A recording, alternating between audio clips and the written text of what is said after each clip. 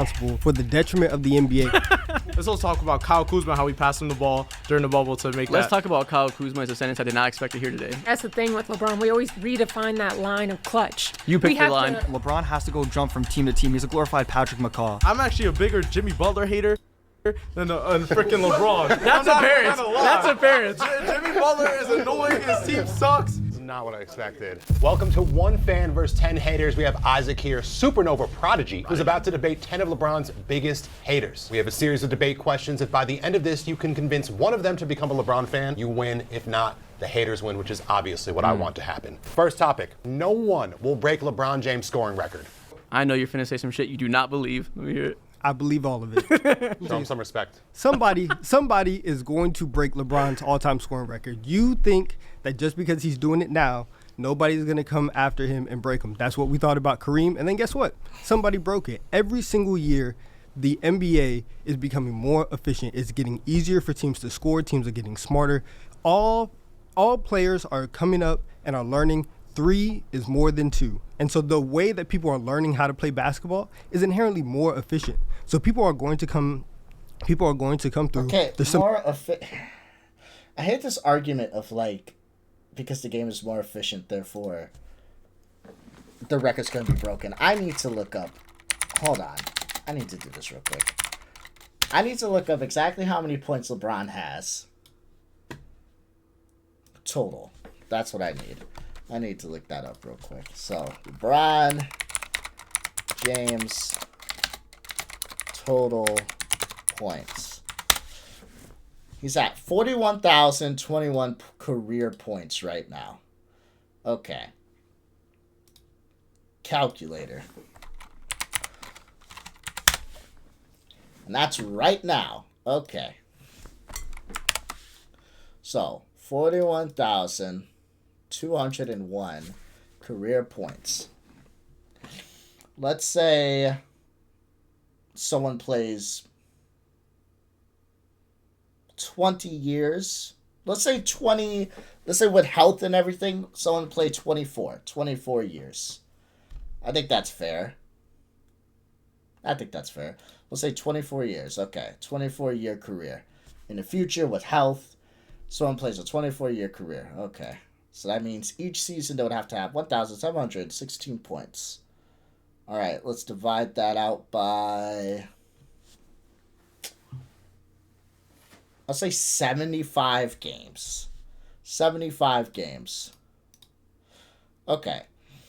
So, someone would have to average 23 points every single game for 75 games for 24 years in order to catch LeBron's record right now. So. Fucking doable, dude. So, it's just, when I hear shit like this, it just blows my, because they have to play 24 years, and you can't come into the league at 18 anymore, so they would be 19 years old, plus 24. Yeah, you can. That means they would have to be doing shit like that at the age of 43. Floyd, are you over here acting like you know shit about the league again? Well, I'm gonna fuck. Who the fuck is letting Floyd acting like he knows shit about the league? All right, I'm gonna continue my video. A middle schooler right now that's taking 30-footers who's going to show Chris up, Ethan and he's said going he's to break got LeBron's some scoring schmeat, record. bro. You don't think it's going to happen, Cool. but it probably will. Yeah. And again, if the argument Back. is for the entirety of space and time, something is more likely to happen than never, sure, that's not really refutable. But if we're being practical and we're talking about what you can actually envision based on something you see and you predict, there's no real reason to think that other than hope. We can say that, 3 is more than 2, and the game has made this much of a change in the last 20 years. Maybe it'll make that same change 20 more years. It's not really linear. There's only so much pushing of the envelope you can do. And while we've seen that huge envelope push happen in our time, that's not a guarantee that we're going to see another one. There's only so much space on the court, so much more math you can exploit. So, Exactly. Fuck me, bro. There's only so much that can be done by a single person. As long as they're human, there's only so far that the human body can go. Period. Point blank. Stick my dick out. Jesus. I think maybe we're close to peak efficiency. If we're not, it keeps going up, fine. but you still have to reckon with the fact that somebody has to come in the league, be amazing right away, and be amazing for like 25 years without ever missing a full season of injury.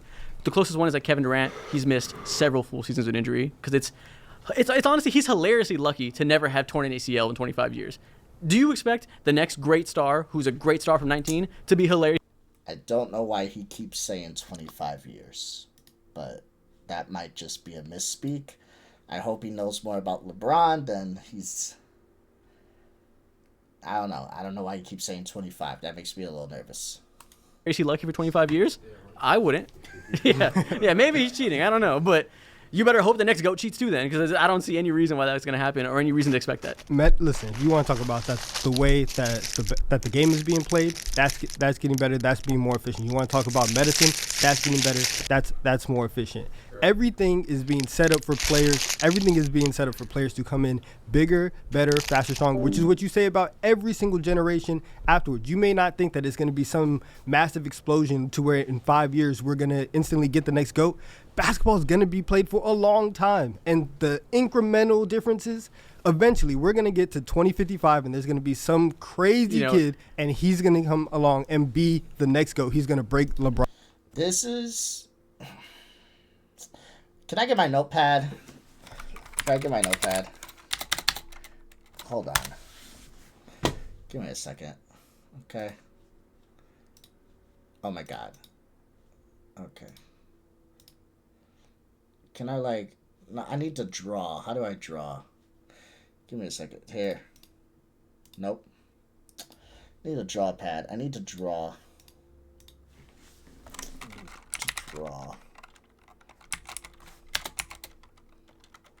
I need to draw. Can I not draw? Give me a second. I need to draw. Okay, let's see. Draw. Sketchpad. There we go. We'll open this up. Okay. Here's what's frustrating about this, right? Here's what's pissing me off about this. Is right now we have a person who's LeBron. And what they're saying is this is going to carry out, right? And we're going to have another. Since LeBron was able to beat Kareem here, so Kareem, LeBron, then there has to be another. And then there has to be another. And then there has to be another. The assumption is that since it's happened before, it's bound to happen again. But the problem with that is we have no reason to believe that. Someone who said that Kareem's record would never be broken, he was the catalyst of all this, was right. Because his record was just, it was hard to reach. Nobody could reach it. The closest person to reach it was Karl Malone at the time. And he couldn't even reach that record. He couldn't break it. So when people says Kareem's record is untouchable, they were right for the time. Now they're saying LeBron's record is untouchable. For the time right now, that is correct. This player may show up and beat LeBron's record. This player may show up and beat that player's record that beat LeBron. And then this player may show up and beat that player's record that beat LeBron's record. Okay? It could happen. But the problem with all this is you're basing the assumption off the fact that Kareem's record was broken. So since Kareem's record was broken, then LeBron's record can be broken. There's no evidence for that. Plus, there's something called a plateau. Okay? There's only so high something can get, right? So let's say this is the sky. Okay? Well, let's say you like climbing mountains. It's your thing to do. Got a mountain here. We got a mountain here. We got a mountain here. We got a mountain here. Okay? You climb this mountain. You want to go higher. You climb this mountain. You want to go higher. You climb this mountain. At some point, you got to stop. Okay? You climb any higher, you're not going to be able to breathe. At some point, you got to call it. You're not going to be able to get up here. You can't breathe. You'll freeze to death. You'll quite literally be in space. Like, it can't happen. It's called a plateau. There's only so high you can go. So when people say, oh, Kareem's record was broken, LeBron's record was broken, this guy's record will be broken. Like, it's just gonna constantly be broken. Like, there's nothing. That's just hope. You're just hoping that happens, but there's nothing that proves that. LeBron's right. If the record's broken in 29-9 when we're all long gone, then you got it. You can have it. I'm a win. From the grave. All right, I got a lot to say, but first off, let me just show you my shirt. It's kind of hot in here. Got a costume change? Okay. Yeah. But yeah, LeBron relied a lot on athleticism to go score all those points. We have players now like Luka who score like 30 points a night consistently without relying a lot on athleticism. And like this era too, you're shooting a lot more three-pointers than ever before. So in what world would I not think someone who's taking more three-pointers, scores 30 points a game at the age of 19, is not going to pass LeBron's scoring record? It sounds kind of ridiculous. Okay, well, obviously relying on athleticism isn't true. We know he's extremely skilled, but I'll let you have that. Because the truth is, you need athleticism, especially as you age. All these guys that rely on skill, eventually, you have a little bit of athleticism that lets you make that skill happen. When that goes, it goes fast. That's what you talk about. A lot of small point guards end up, aging not super good, because as soon as they lose that little edge they have that lets them use the other skills they have, they fall off a cliff. And while I think Luka's amazing, he is more athletic than you think, so we'll say that. He's not relying off of no athleticism. He's really good at change of speed and all this stuff that isn't necessarily running and jumping fast. He's athletic in his own way. As soon as he loses that, whatever age that may be, let's call it 35, he's going to be relying on a lot of tough buckets more than he does now. And one thing that frustrates me with the whole narrative of LeBron's just athletic, first of all, I don't know how we're going to use athleticism against an athlete.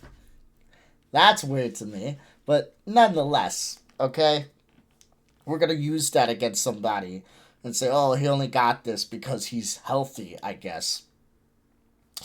One thing I will say is, yes, LeBron is athletic. He's definitely not as athletic now than when he was 28. But he is super athletic. That's 100% true. No doubt about it. Okay. Give you that. But we ignore the basketball IQ that LeBron has. You know who's also super fucking athletic? Russell Westbrook. Ain't no one on the earth gonna say that Russell Westbrook is in the same conversation as LeBron James. At all. Ain't no one in the world is gonna say that they trust Russell Westbrook more than LeBron James with the ball in their hand when the game's on the line. LeBron's basketball IQ, which is probably one of the highest ever. So, when we're talking like athleticism, it's important. I agree with that. But to be like that's the end all be all of this whole conversation, that's the whole reason he got to 40,000 plus points, that's delusional. And you need to have some baseline of athleticism to age well. People don't typically age well as a volume scorer unless they're very athletic. So you think of the best players that age well of all time. Chris Paul, Tim Duncan. They weren't out here averaging 25 at the age of 36. That's not the way their game's evolved. They also don't rely on athleticism as much as LeBron does. Are you saying LeBron doesn't rely on his athleticism? Anybody who has a high volume scoring relies on athleticism to some extent. But LeBron doesn't rely on it more than other players? No, he's more athletic than other players. That the word rely implies that's all he has and that he needs that. Dude, have you seen the last couple of years? That guy is not jumping high anymore. Those eyes are not going above the rim anymore. LeBron's still not jumping high? Not as high as he was. His forehead is barely touching the rim. And Luka just relies on step-back three-pointers. All right. All right, so let me tell you what your GOAT did. Okay. Luka just relies on step-back three-pointers. Yeah, Luka can shoot a lot of threes. That is true. But I swear, the problem I feel like with this conversation is you have a lot of people that don't even watch basketball debating this. That's my biggest issue, but okay, let's see. Your GOAT created a whole generation of stat stuffers. Okay, let's get her the fuck out of here. Let's get her the fuck out of here. Let's wrap her up and get her the fuck out of here. What do you mean? On what planet? What are we talking about, bro? More than ever, Okay. right? Everyone's about the stats. It's not about winning anymore. That's Jordan's generation. So you have all... That's That's Jordan's generation. Oh, yeah. No one wants to win anymore. LeBron the stat stuffer. LeBron the famous stat stuffer. That's crazy. Holy fuck, bro. all these people coming in, stuffing the stats. You have guys like TJ Warren putting up 50-point games. That dude's not even on a roster. Okay, give me a second. I hate it when people are stupid. Give me a second, guys. Let's see. Okay.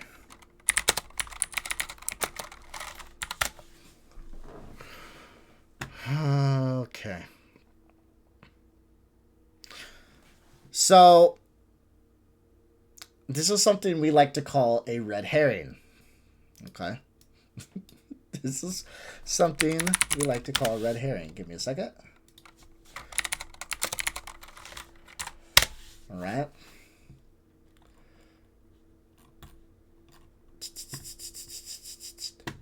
This is what a red herring is. I want to get the exact definition. I don't want to be like her. It is something that misleads or distracts from a relevant or important question. This is extremely misleading. She's trying to use this as evidence against LeBron by saying, like, oh, today's generation, you know, at the end of the day, they're just all about stats. Someone will eventually break this record because it's just about stat stuffers. If you look at someone like TJ Warren, like she brought up, he's getting 50-point games and he's not even on a roster. First and foremost, he is on a roster. As far as I can tell, he is currently on a roster. So there's that. But second thing, 3.7 points a game for this season. 4.2 points a game, 9.5 points a game. 15.5 points a game, 19.8. I mean, he fluctuates. He's been playing really bad the last few seasons. That's been true. But, like, here we go. He got 53 points back in 2020. 34 points, 32. 39 points. All of these are 2020. Like, he did good. He played good. He put up a lot of good numbers. But to look at it with one season, a handful of games from one season, and be like, see, this proves my point. It's bad faith. It's extremely bad faith. And you're not arguing from a point of fact. You're arguing to argue, and you're trying to prove your point and hoping he doesn't call it out. See, this is what I'm fucking saying, bro. Like, I'm not saying he doesn't know ball. I just wish he knew more. Because these people are not coming at it in good faith. They're coming at the argument in extreme bad faith. And they're going to do whatever they can to make it seem like LeBron is the worst player to ever step on the court. My biggest problem with people like her and people like this when it comes to the debate of LeBron being a GOAT is if you have Jordan 1, that's fine.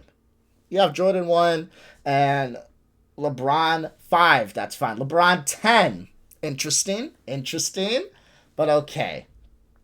If you start getting LeBron at 15, I start to question you a bit.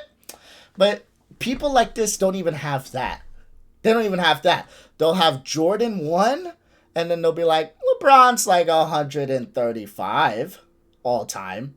And it's delusional. But okay, let's continue. If he can do that, what do you mean it's never going to be broken? Then we're like, oh my God, LeBron was a freak of nature, 6'8", 250, right? Well, then we've seen another freak of nature in Wemby, 7'4", and can shoot it, right? Think about the next freak of nature. You see what she did there? I love these bad faith arguments. I love these people. So,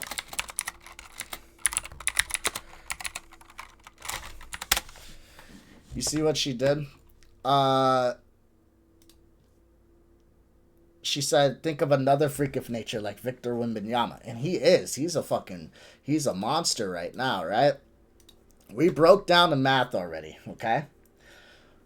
Do we think Wembanyama is playing 24 seasons? Absolutely not. So let's break down the math again. Let's go to the calculator. Let's pull it out, okay? Let's pull out the calculator, all right? So, again, LeBron is at 41,201 points, okay? We can honestly say that Wembanyama is probably going to play 20 seasons, if that. But we'll say 20. We'll say 21. We'll say 21. We'll say 21. It's not going to be no fucking 24. We know that much, to be sure. But let's say 21. 21, okay? So that's 1,961 points, okay? We take that and we divide that by 75 games. So Victor Wembanyama has to average 26 points per game every season for 21 seasons to get to LeBron's record currently. She knows that Victor Wembanyama cannot get to his record.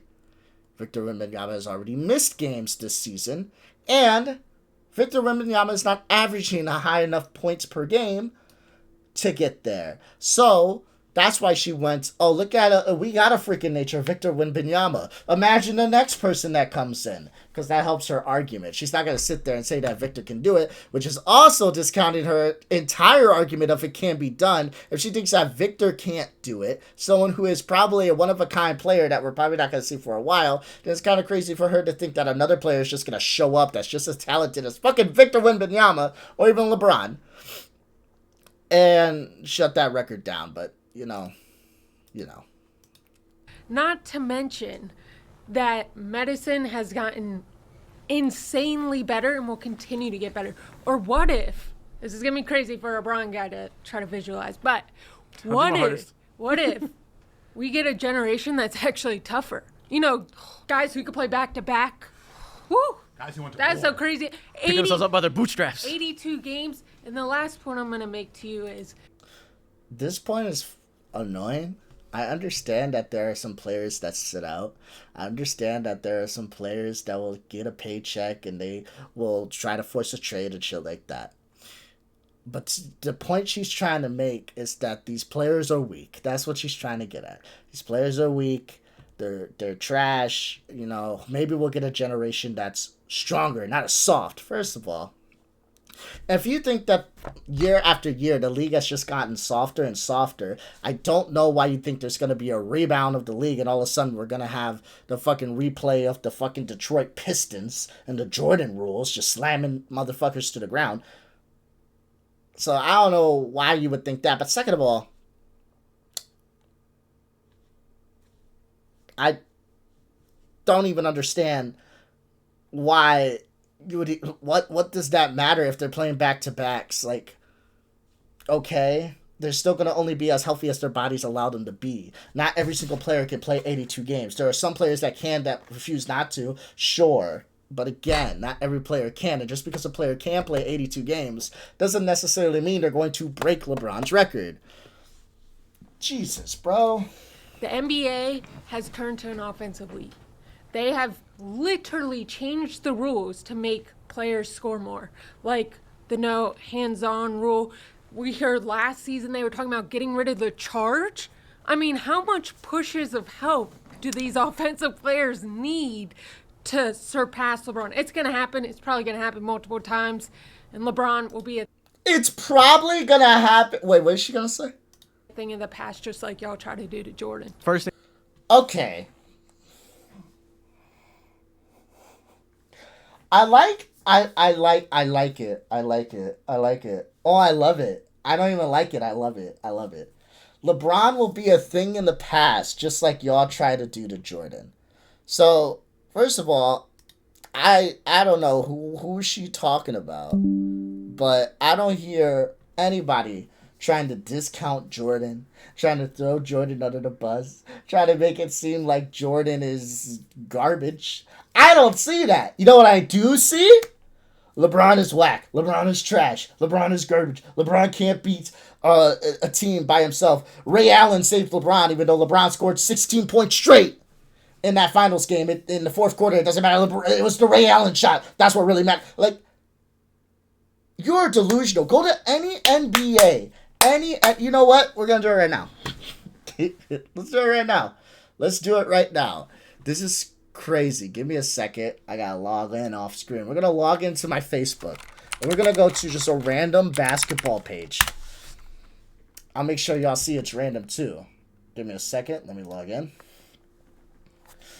I'm gonna make sure. I'm just gonna type in basketball. I'm not gonna type in LeBron hates or nothing like that. I'm gonna type in basketball. Give it a second. It's gotta load my Facebook.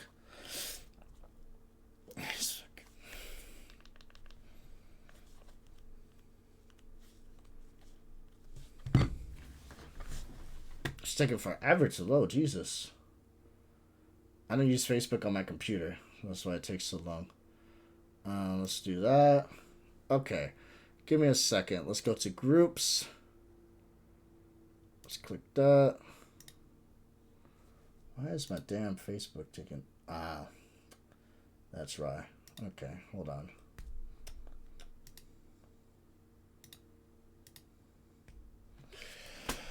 Oh, this is taking forever.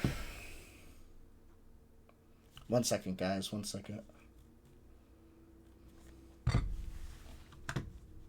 Black. No, what the? I'm gonna get angry here.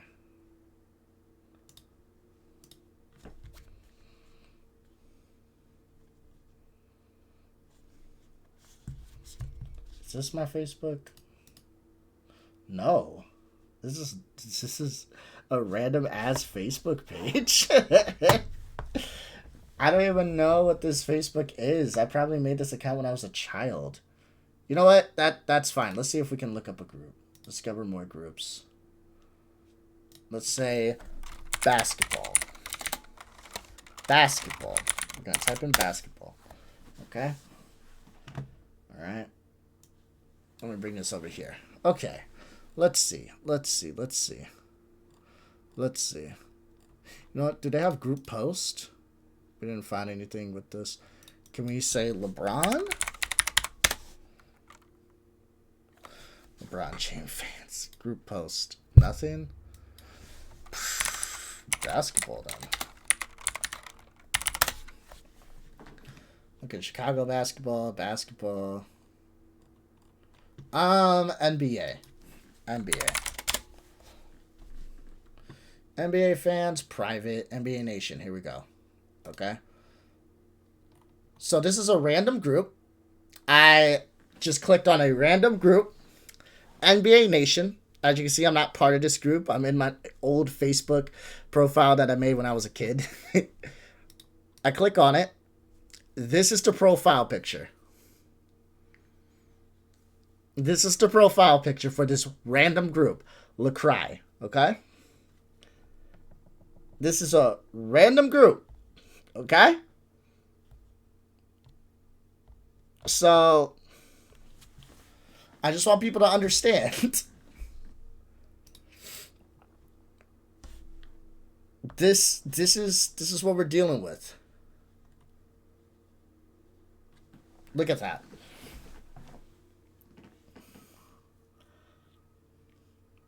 This is what I'm talking about.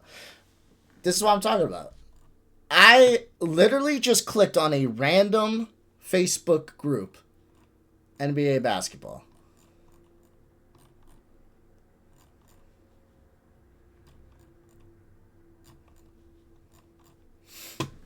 And it's mostly LeBron hate. Most of it is. So,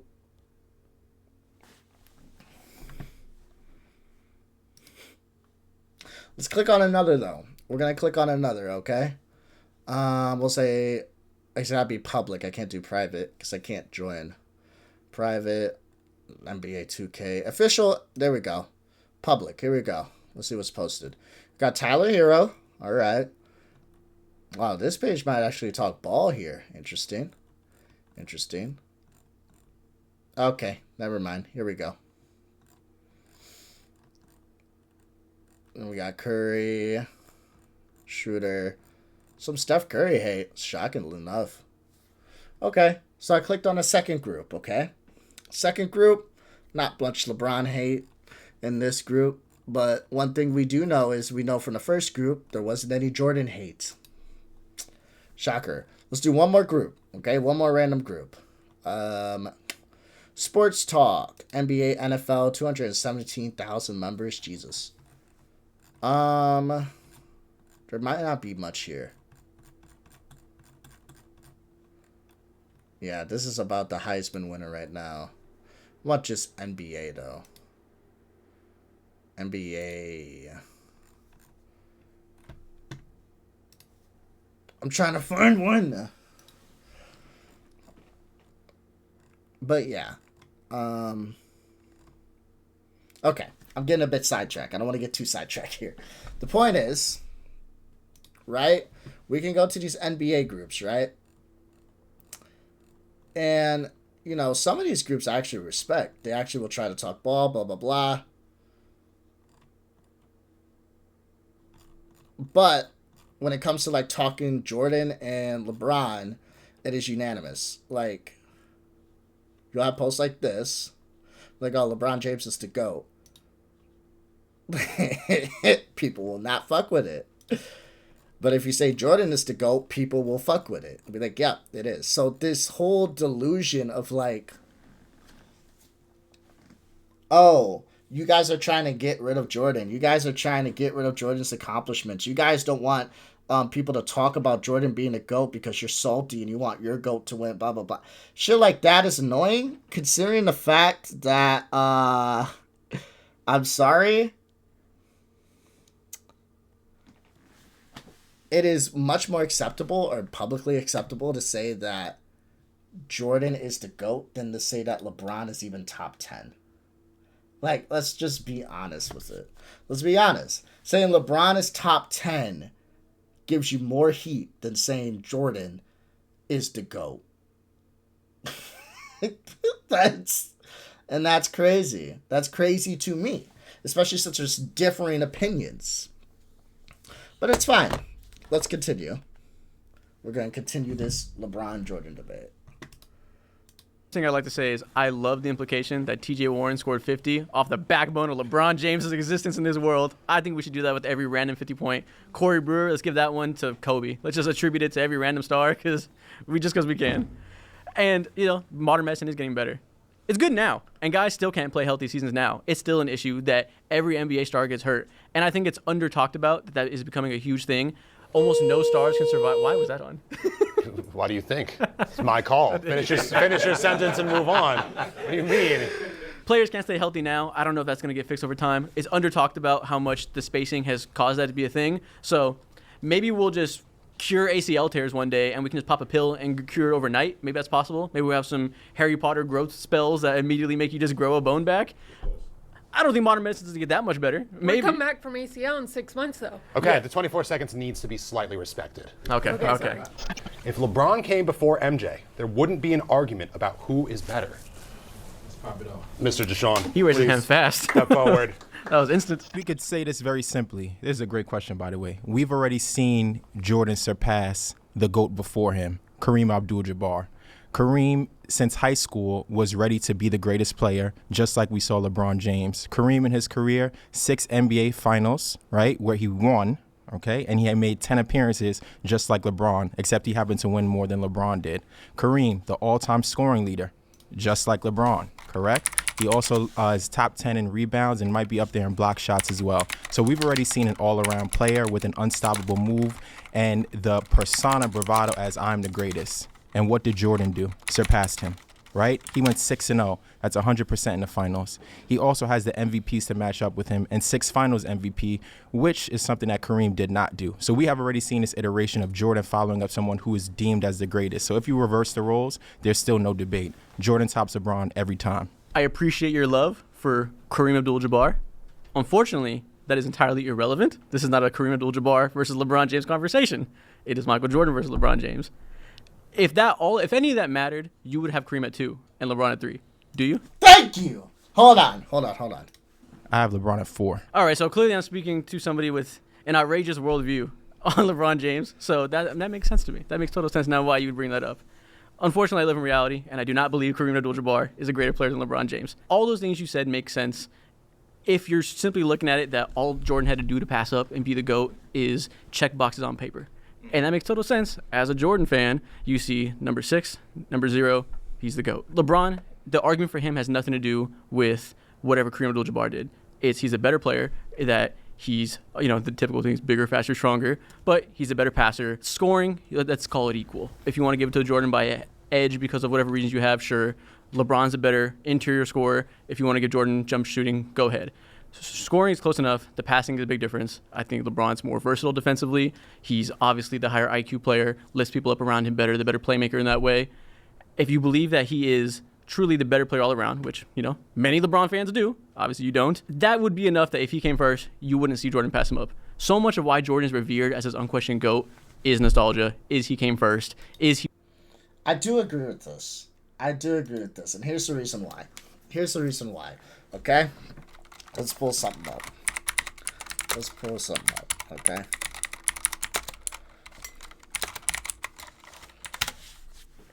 I want to pull some up.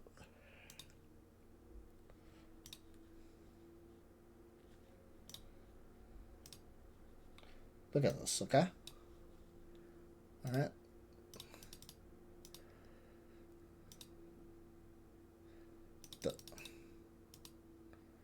This damn shit.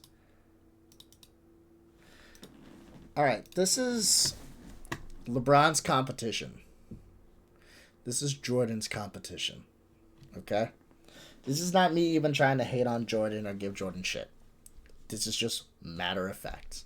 LeBron faced more Hall of Famers, or potential Hall of Famers, more All-NBA players, more All-Defensive players than Jordan. Even this Lakers one is kind of interesting because Magic Johnson was literally on retirement's door, okay? No hate towards him, but yeah. So, I love Jordan. I respect him. I respect him for... I just don't like Jordan fans, okay? That's why I said it so hesitantly. I love Jordan. I respect the shit that he's done for the game, for sure. The biggest thing, though, is Jordan fans want to kind of have it both ways. They want to say this doesn't matter. They'll look at this picture and say this does not matter. It does not matter. Even if all those players were in their prime, who cares? Jordan's era was tougher. And then in the same breath, they'll say that 72-10 Bulls team could beat the Golden State Warriors KD team. I'm sorry. Either you believe Jordan is really that guy to take on the KD Warriors by himself, or maybe you believe the Bulls, like I do, was a very extremely talented team. And yet they had Jordan, who was the best, that is true. But that doesn't make everything. That's not everything. But I digress. We'll continue.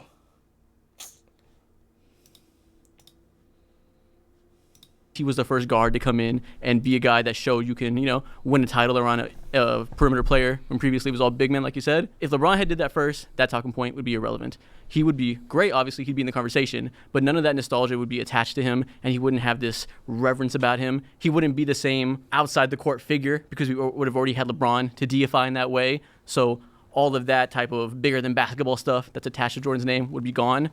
There'd be very little argument, especially if LeBron presumably dominated that generation in the same way Jordan did, which I don't have any doubt he would. Do you? Yeah, I do, and I think you made a couple of points that aren't based in fact and more based in opinion. That's all it is. Well, no, there are some facts to back it up, some of which that I've named, right? You talked about being a more versatile defender. The Defensive Player of the Year awards don't say that. You want to talk about the... Is that what we're going to do? So we don't want to go off defensive stats. We don't want to go off numbers. Like, you have to have an award. I'm sorry. I just want to hold something here, okay? This is so fucking annoying. I truly dislike people. I truly dislike people, okay? I'm not even going to look it up. I'm just going to say it because y'all should know. Steve Nash. Do y'all think... I understand the first MVP. I get it. I understand it. Fair. Do y'all think he deserved to get another over Shaq? Like, is that what we're going to say? We're going to say awards, you have to have an award or you're not that. So since he didn't have a Defensive Player of the Year, LeBron is not a good defensive player. Like, this is just a delusional take. It doesn't even... Go ahead. Let me finish. Sorry. Right? So that goes in favor of Jordan. You said we can call scoring equal. How? Michael Jordan once averaged 37 points per game. Has LeBron ever done that? No. Are we going to go off of the best scorers of all time or the ones who average the most per year? Are you going to let me finish? Well, you gave me the argument. You gave me a pause to respond. Your argument was also... No, that was just the little pregnant Okay, pause. being dramatic. Go ahead. My bad. Okay, I respect it.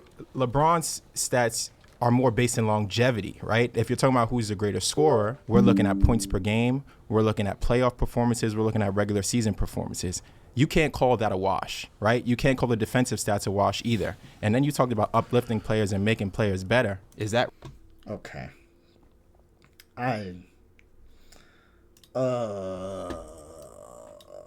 I hate people. I don't like people. I don't like people. Okay. I don't understand. Because all I have to do, we have Google super easy. Who has the most points per game in the NBA for game 7s?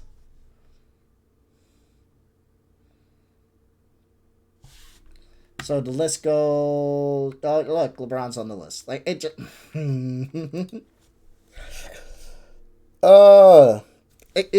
It's frustrating because yes, you are taking like one good. Because if we go to Michael Jordan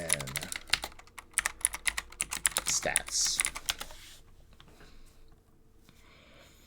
let's click on his stats. Okay, we're in his stats. Michael Jordan averaged 30.1 points for his career, playing 1,072 games. Jordan did average 37 points back in 1986 a game. Crazy. Redonkulous. High as fuck. But we act like, what's frustrating about this is we act like Jordan only played 6 seasons. These numbers are ridiculous. But why don't we look at his last 2 seasons? 20 points per game. 22.9 points per game. And that's not hating on Jordan. He played decent. He played good at the age of 38 and the age of 39. He played decent. LeBron has been playing like LeBron for the last forever. Like, it hasn't changed. So the frustration with me is that we're saying that since Jordan had a 37 point per game season, Jordan is clearly the better scorer, and Jordan would have beaten this record. Shoulda, woulda, coulda, but he didn't. Okay? He didn't play just 6 seasons. He played 15. Shoulda, woulda, coulda, but he didn't. And it's just frustrating because it's like, Jordan's a better scorer. He would have beaten that record, but he didn't. So I don't understand. I don't get it. Really true? I don't think so. Who did Jordan take to the finals? Scottie Pippen, Luke Longley, Ron Harper. A bunch of players that after they left him were not able to accomplish the same things. That's not true. That is not true. Now he's just blatantly lying. Now I'm okay. Let's calm down. Let's calm down. Let's calm down. Let's calm down. Okay? Give me a second. I gotta see when Jordan retired that first time when he went to go play baseball. It was in 90... I'm trying to think. When did Jordan retire? For the first time. The first retirement.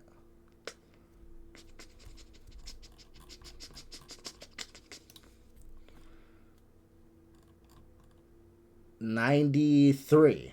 It was in 93. Okay.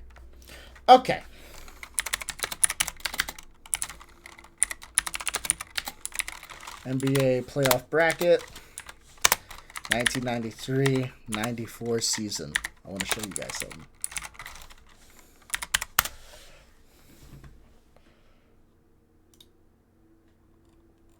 Are they going to show like the full thing? I want like a bracket though. No. No one sat down and took the time to make a bracket. That's actually sad. There we go. I got a bracket. Okay. I got a question for you guys. Quick question. Okay? What does that say? What is this? What is this? What is this? What is this? Chicago. Okay? Not only was Chicago in the playoffs, they took the Knicks to 7 games. The Knicks went on to go to the finals. Who took Houston to 7 games. Lost. But they were also the 3rd seed. Okay? It's not like they were the 8th seed. They were the 3rd seed. They lost to New York. And they did this without Jordan. He needs to bring this up. Please bring this up. Please bring this up. Please bring this up. Oh my God. Please bring this up. When LeBron James gets a player, they get worse. Remember that guy, Kevin Love? What was he doing in Minnesota? And then what happens when he joins LeBron in Cleveland? Kyrie Irving, same thing. Players don't get better. LeBron is able to dominate the game more and take them away from the stardom that they already had. Because Okay. Okay, so he's just steamrolling points. He's not even staying on track, but that's fine. Kevin Love did not play as, like, he didn't have the highest amount of points he had back when he was in Minnesota. That is true. But Kevin Love was by himself in Minnesota. So did he drop in his points per game? That is true. Kevin Love was scoring 26 points per game. He dropped to 16 points per game. Oh, damn, my second monitor turned off. That's fine. Y'all can see it. Okay, he dropped to 16 points per game. Okay? Well, let's look across the board. All right? Kevin Love was an efficient rebounder. And not only that, he helped by also getting points when needed. Okay, we didn't need Kevin Love on Cleveland to get 26 points per game. That is not something they had to do. Okay, Kevin Love just needed to be a guy who went, crashed the boards, and every now and then get some putback shots. All right. So when we say that Kevin Love was worse, that is not true. Kevin Love was not worse. You know how I know he doesn't believe that? You know how I know this guy is a fucking liar? Because if you got this guy alone by himself and asked him if Cleveland was a super team, he would probably say yes. So he's a fucking liar. All right? He would say that Cleveland is a super team, but also Kevin Love played like garbage because of LeBron. Like, they want... LeBron haters want everything to be true at the same time. Everything has to align right. LeBron has to be the diabolical supervillain that makes players who are amazing garbage, but at the same time, have these players make his team a super team. It has to be all or nothing at the same time. God damn. he likes to acquire players and not make them homegrown. Yeah, I hear you. And everything you said makes total sense if you stop thinking about basketball in like 2010. And if you were still in like points per game equal good. And we didn't realize what the value of efficiency, the value of playing in a certain system that, you know, gets touches to other people, not simply funneling into one person. Points per game hasn't been the metric for who makes simply the better scorer in like 15 years of discourse. We are so far past that. If you view points per game as the end-all be-all, great. Then he's going to be your GOAT regardless. But if you understand the value of efficiency, the value of getting a certain type of bucket that creates shots for others, and value of making the right play and not simply chasing a high points per game value, it's easy to understand why LeBron is equally as good of a scorer. In his prime, he shot nearly 80% at the rim, which is ridiculous. We don't have the tracking numbers for Jordan back then. It would have been good too. He would have been 68, 70, obviously. Part of that is era. He would have been lower because less spacing. So we could acknowledge that. He wouldn't have been a goddamn 80. I'll tell you that. He wouldn't have been the freight train in the open court that LeBron is. I feel very safe saying LeBron is the best open court scorer getting to the rim, probably of all time, besides the bigs like Shaq. Is that fair? Hold on, I'm going to have to go 24 seconds on this topic. 24 seconds, and I'll run this again. The question was, if LeBron came first, would there be an argument? I've already given you the factual data that prove we've seen a version of LeBron who... The factual data. He gave no factual data. He gave nothing but his own opinions, and he tried to spin it in a way that equals factual data, but okay. Was regarded as the uncontended GOAT, which was Kareem. Jordan surpassed him. And I gave you the career stats, which Kareem had more career stats at the time. I gave you the finals MVP. I gave you the finals win. Jordan came into the league and took that away from Kareem. He also took it away from Bird, and he also took it away from Magic. If LeBron James walked through those doors on his Lakers teams, he would have accomplished just as much as Kareem while being the better player. It wouldn't be an argument. It's entirely irrelevant to focus on what happened to those guys. We're talking about a hypothetical in which a better player was in those situations. If you're an NBA player at the beginning of each season, what is your ultimate goal? To win a championship. I'll go ahead and give you what you want to hear. Thank you.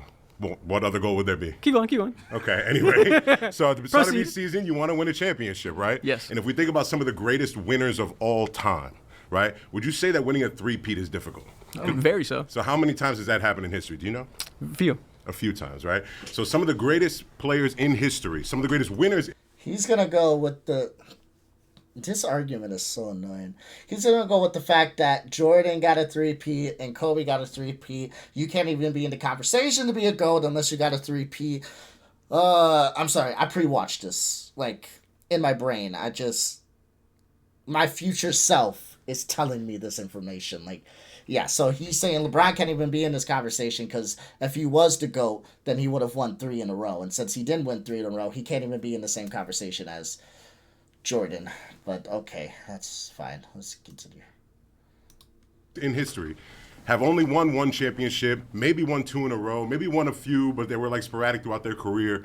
It's rare that you see a team or a player accomplish a three-peat, right? Tim Duncan, he won it, I think, like every other year. He has like 5 of them, but he never did it twice in a row. Yeah. Kobe Bryant did it 3 times in a row, and it took him and Shaq to do it, right? He did a three-peat, right? I think those 60 Celtics with Cousy and them, they did it like 100 times in a row, whatever it was. I'm just saying, but that was a different era. My point is, in the modern era of basketball, to win 3 times in a row is damn near impossible. Nobody can do it. Those Warriors in the 2015 era to 2020, they won it a bunch of times, but they also couldn't do it 3 times in a row. LeBron James, 2012 and 2013, couldn't do it a 3rd time in a row. Ended up losing to those same Spurs.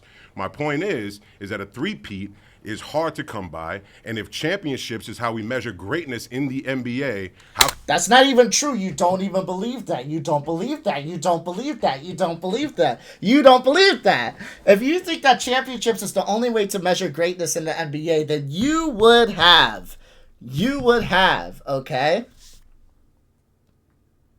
Robert Horry ahead of Kobe Bryant. You would have Bill Russell ahead of Michael Jordan.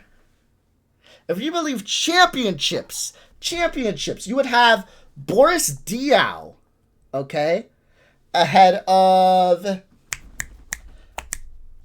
Chris Paul, even. Like we don't just measure greatness in championships. If that was the case, then it doesn't matter. Bill Russell is the GOAT because he has 11. So this whole argument is just, oh my God. Could we say that anyone other than the only man to do it twice in one career is any worse than anybody else to ever play the game? Yeah. If the ultimate goal is NBA championships, LeBron James, I'm sure, is on record saying that that's what the ultimate goal for any NBA player would be. How do we pick anyone other than the only man who was able to do a three-peat, which is probably the hardest thing to do in basketball, twice, after taking a year off to play baseball, smoke cigars, and gamble? Okay, he's just gonna repeat himself multiple times. I hope, please bring it up. Please bring it up. Please be like, do you have Bill Russell? Bill Russell's the GOAT then? Let's see. Lots to unpack there. Unpack it. I gotta remember all the crazy shit you just said. All facts. Like the good brother Deshaun.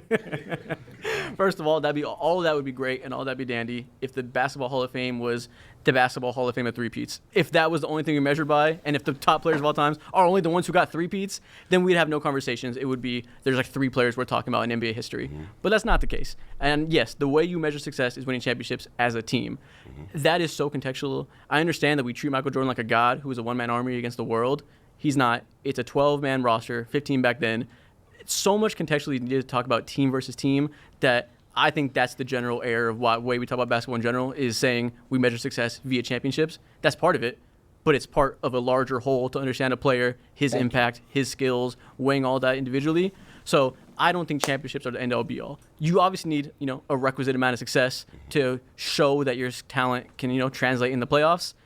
I don't think necessarily hitting a certain number is the only way to talk about that. And I certainly don't think three-peats is the only way that you can justify that. It's very impressive, not to take it away. Yeah. But if three-peats were just the measure, then you would have Bill Russell at 2. I don't believe you have Bill Russell at 2. No, because there's obviously a lot more to consider. Exactly. For sure, right? A whole but when lot. it comes down to it, right? When you're looking at Jordan and LeBron and they're... Why do I have a Alvin and a chipmunk being racist towards me? What the hell? Anyway, let's continue. Like kind of neck and neck in pretty much every category except winning, which is what the ultimate goal of an NBA player is, to win. And if you and I'm looking at 2 guys, one who's won more than the other, with pretty much the same stats. And yeah, LeBron's playing 22 years. Michael Jordan played 14 or 15. There's like going to be some discrepancies there. But the fact of the matter is that he played 6 years less and has more accolades, relatively the same amount of stats. I just think... Relatively the same... No, he doesn't have the same amount of stats, okay? So let's stop, all right? Relatively the same means he doesn't. I like how he did that. That was cute. And secondly, LeBron James has played in 8 straight NBA Finals, something that will probably never be done by another NBA player moving forward. Because that is hard to do in the modern NBA. It is hard for a team in today's NBA to go back-to-back. Haven't we... I could be wrong. I could be totally wrong and talking out my ass about this. But haven't we had, like, single champions over the last, like, 5 years? Okay, so we had Dallas. No, they didn't win. Boston won. My bad. Boston, Denver, Golden State, Milwaukee, Los Angeles, Toronto.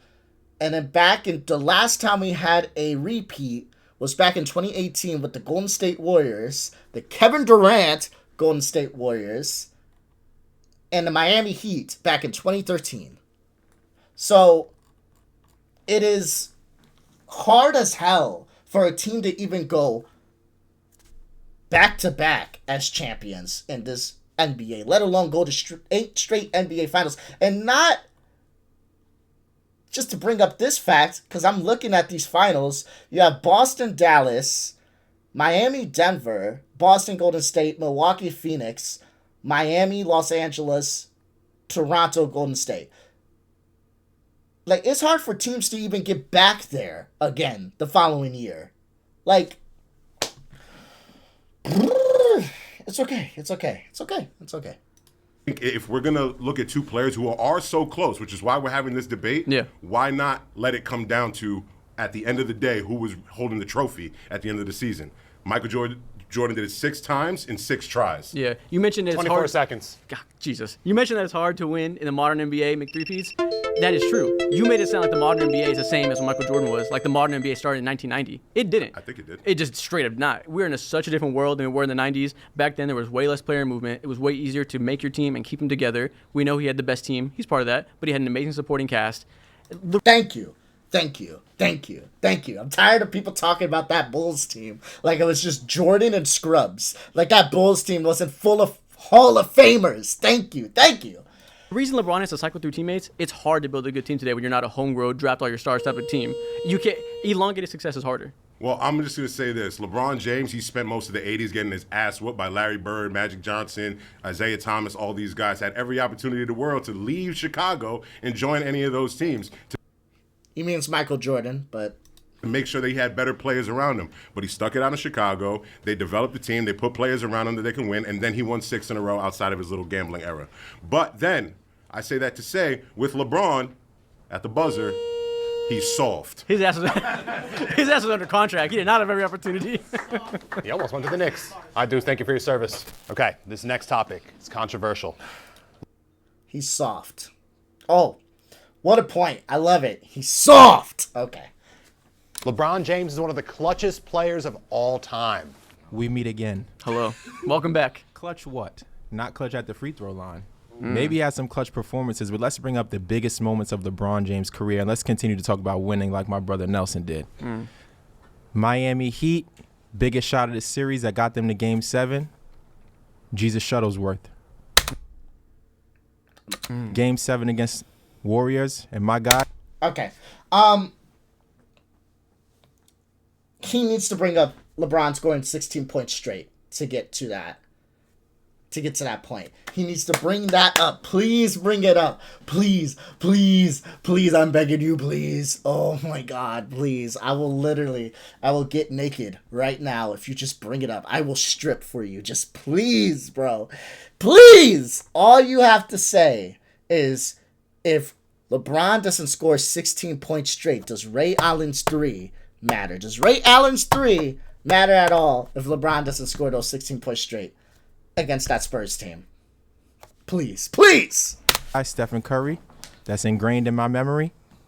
Kyrie Irving. And who passed him the ball? LeBron. Because it wasn't his moment. Whenever it's time and it really counts and it comes down to it, he's passing the ball because he shies away from the last shot. Please don't go to some regular season game where no one is watching. Let's talk about the biggest moments when being clutch matters. Let's make he 80% doesn't of the have game the ball in irrelevant. his hand. Okay. Well, what matters the most? Keep going, sorry. Keep on. The last shot or the ones that happened before? I placed the value on a shot that got them to win. Talk to me. Again, Similar to last time we argued, that would be real great if we stopped thinking about basketball 15 years ago. How do you get to the last shot? How do you keep these games competitive? Everything leads up to it. And real quick, did that question say one of the most clutch players or one of the most clutch last shot shooters? I would say this is about being clutch at the end. That's how clutch is mostly defined. No one's really talking about it before in the first, second, and third quarter. Oh, I'm not talking about it. There is either. a clutch time stat, too. I think it's the final 5 minutes of the fourth So quarter. let's define it by that then. Okay, yeah, the clutch player. Yeah. What is involved in offense? Passing and shooting. Setting up others for good shots and shooting the shot yourself. So I'm not going to let you pretend that playmaking is irrelevant and that setting up open shooters is not good. It is. LeBron has taken his fair share of difficult, tough shots at the end, does too. I think the stat is he's like 7 for 12 on these last second shots in playoffs, which, cool, he can do that too. If you want to say other guys did it more often than him or in flashier ways that you remember more because it was in a big game on national TV and what you were watching, great. I, for one, have the privilege of having the internet. And I know that not everything that I didn't see, some of it still happened, even though I didn't see it. Mm-hmm. And he has good clutch numbers. So I won't pretend that's not the case. But also the harping on the fact that he passes the ball to people as if it's a negative is ridiculous. The smartest players. I wish you would just bring up the 16 point straight, bro. Like, it just, people forget about that, bro. I'm not even mad at him because he's making a decent point, but people forget that if it wasn't for LeBron scoring 16 points in that game 6 against the Spurs, Ray Allen's shot doesn't matter. So, god damn, bro. Let's go. No, the smartest shots aren't always contested step back shots because you want to be the one to take it. If you have a 40% corner 3-point shooter, you give him the ball. And you said maybe he has some clutch performances in the beginning to downplay it. Yeah, maybe he has a lot of them. Maybe he averages 34 points per game, 11 rebounds, and 8 assists in closeout games. Maybe not. I don't know. But I think yes. So I'm not going to pretend that's just a throwaway and you could just like toss it aside and be like, what about free throws? Because the good stuff actually matters, not just the bad stuff. So you talked about playmaking. But let's talk about those plays because you said you have the internet. Me too. So we can easily go and look at these moments. Mm-hmm. He didn't pass Ray the ball. That was a tip out. So shout out to Chris Bosh. LeBron was nowhere near that play. He actually missed the shot. He keeps talking about, he's talking about He's talking about the missed 3 that LeBron just had on that play that led to the Chris Bosh tip out to Ray Allen who shot the 3. But he's not talking about the 3 that LeBron had on the play prior, which is why he took that 3. He's not talking about the 16 points a game straight. 16 points straight that he had in that game. That led to Ray Allen making that 3. Oh, my brother in Christ, if you please just bring up that you have to know this. If you're going to a LeBron debate, I'm letting everybody know this right now. If you're going to debate LeBron, you have to know that the Ray Allen shot is going to come up. You have to be prepared for that. And the one point you have to make sure you nail in these people's heads because they have very, very short-term memory or they're just ignorant. You have to nail it in their heads. What did LeBron do in that fourth quarter that led up to that shot? If LeBron doesn't play that fourth quarter, does Ray Allen's shot matter? Ask that question and ask them how many points did LeBron have in the fourth quarter. And he talked about the missed shot that led to the tip out to Ray Allen. Ask him what happened in the prior play. Before that play, what happened on the last Miami possession? He hit a 3. Like, whoo. Shot before it.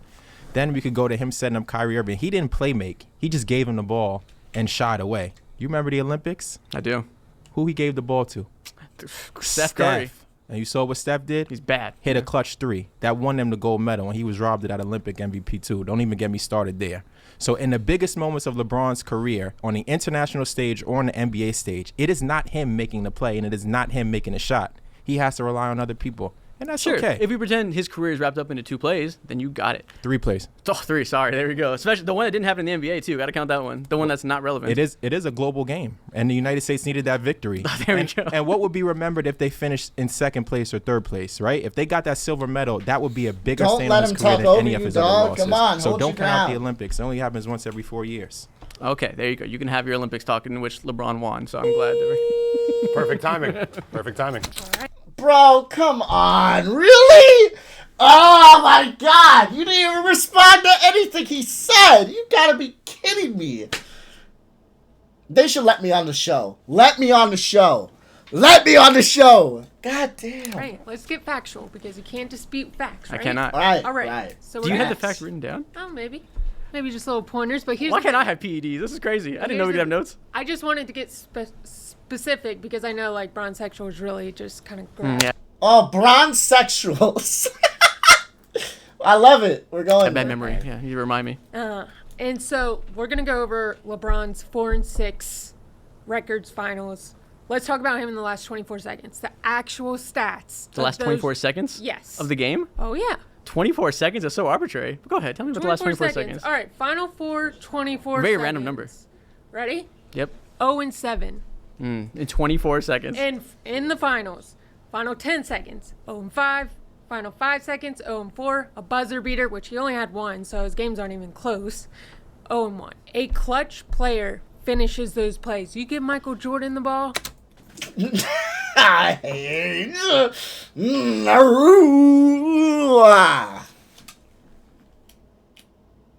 I'm gonna be quiet. You know what? Let's let her cook.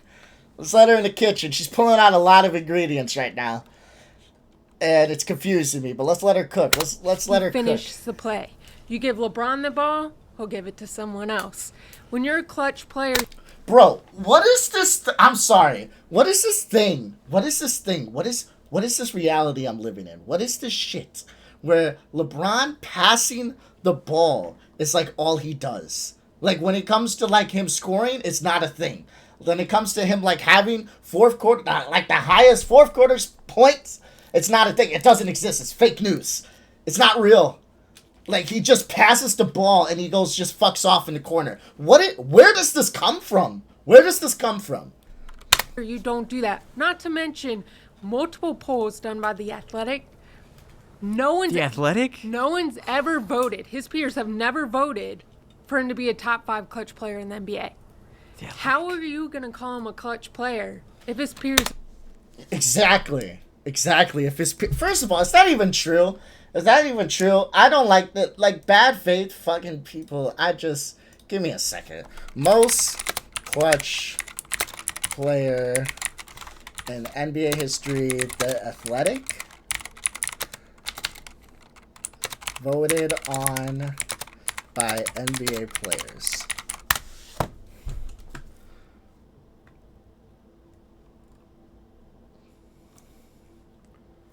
What the hell is she even talking about?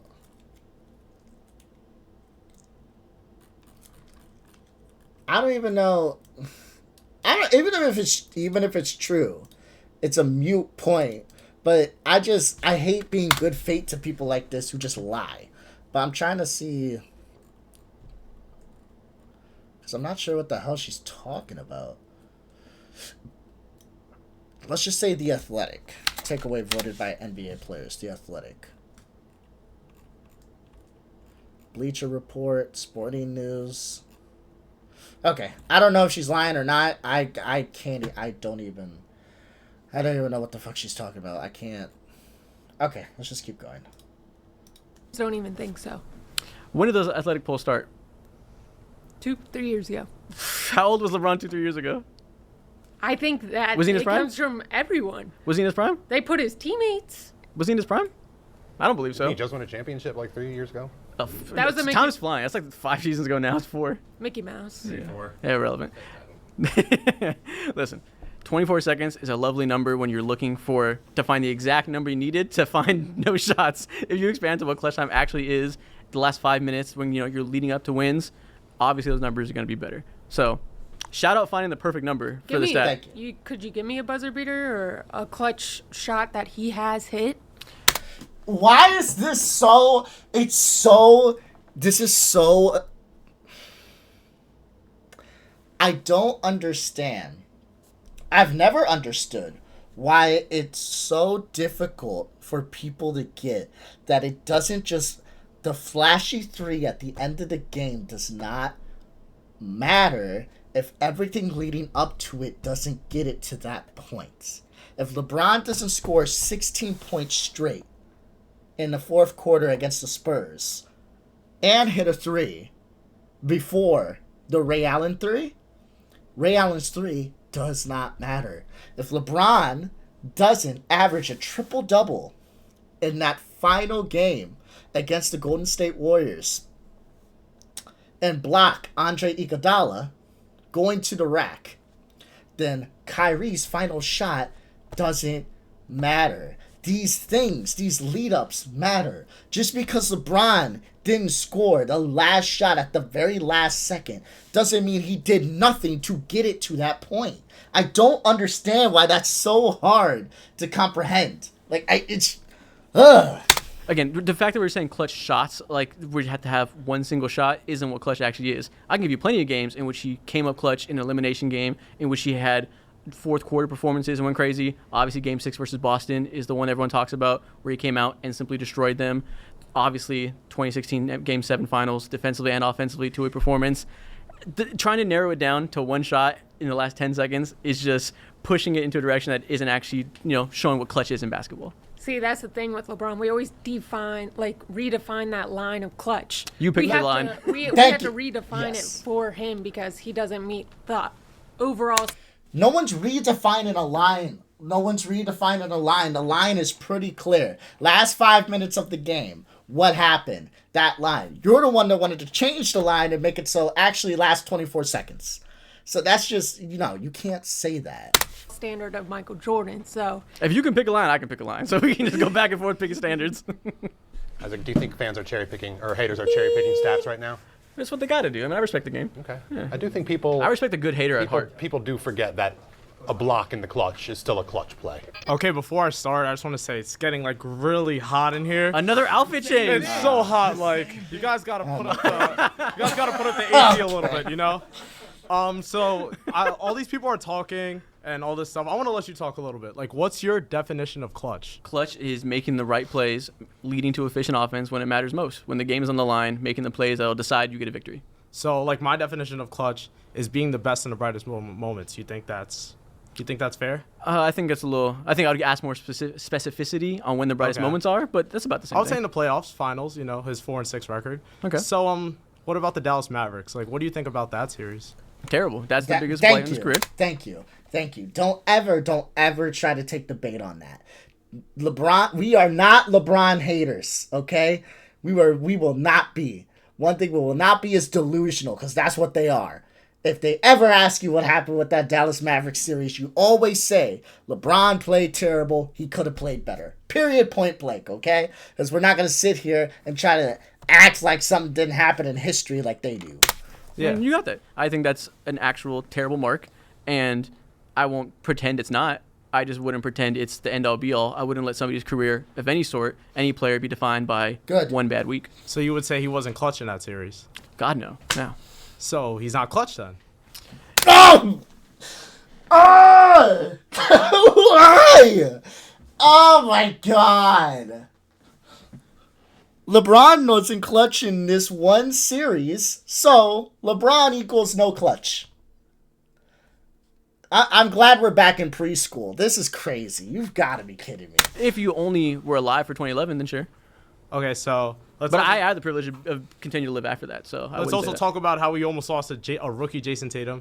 How he almost lost? Yeah, almost lost. But he didn't. Game 7 though. But he won the game. To a rookie Jason Tatum who averaged 14 points a game. I thought the game was about to win. He won the game. Yeah, against a rookie Jason Tatum was out of. Okay, so now winning doesn't even matter. It doesn't even matter when you win. Who cares when you win? Because if the person you beat wasn't that good, then if you didn't obliterate them, it doesn't matter.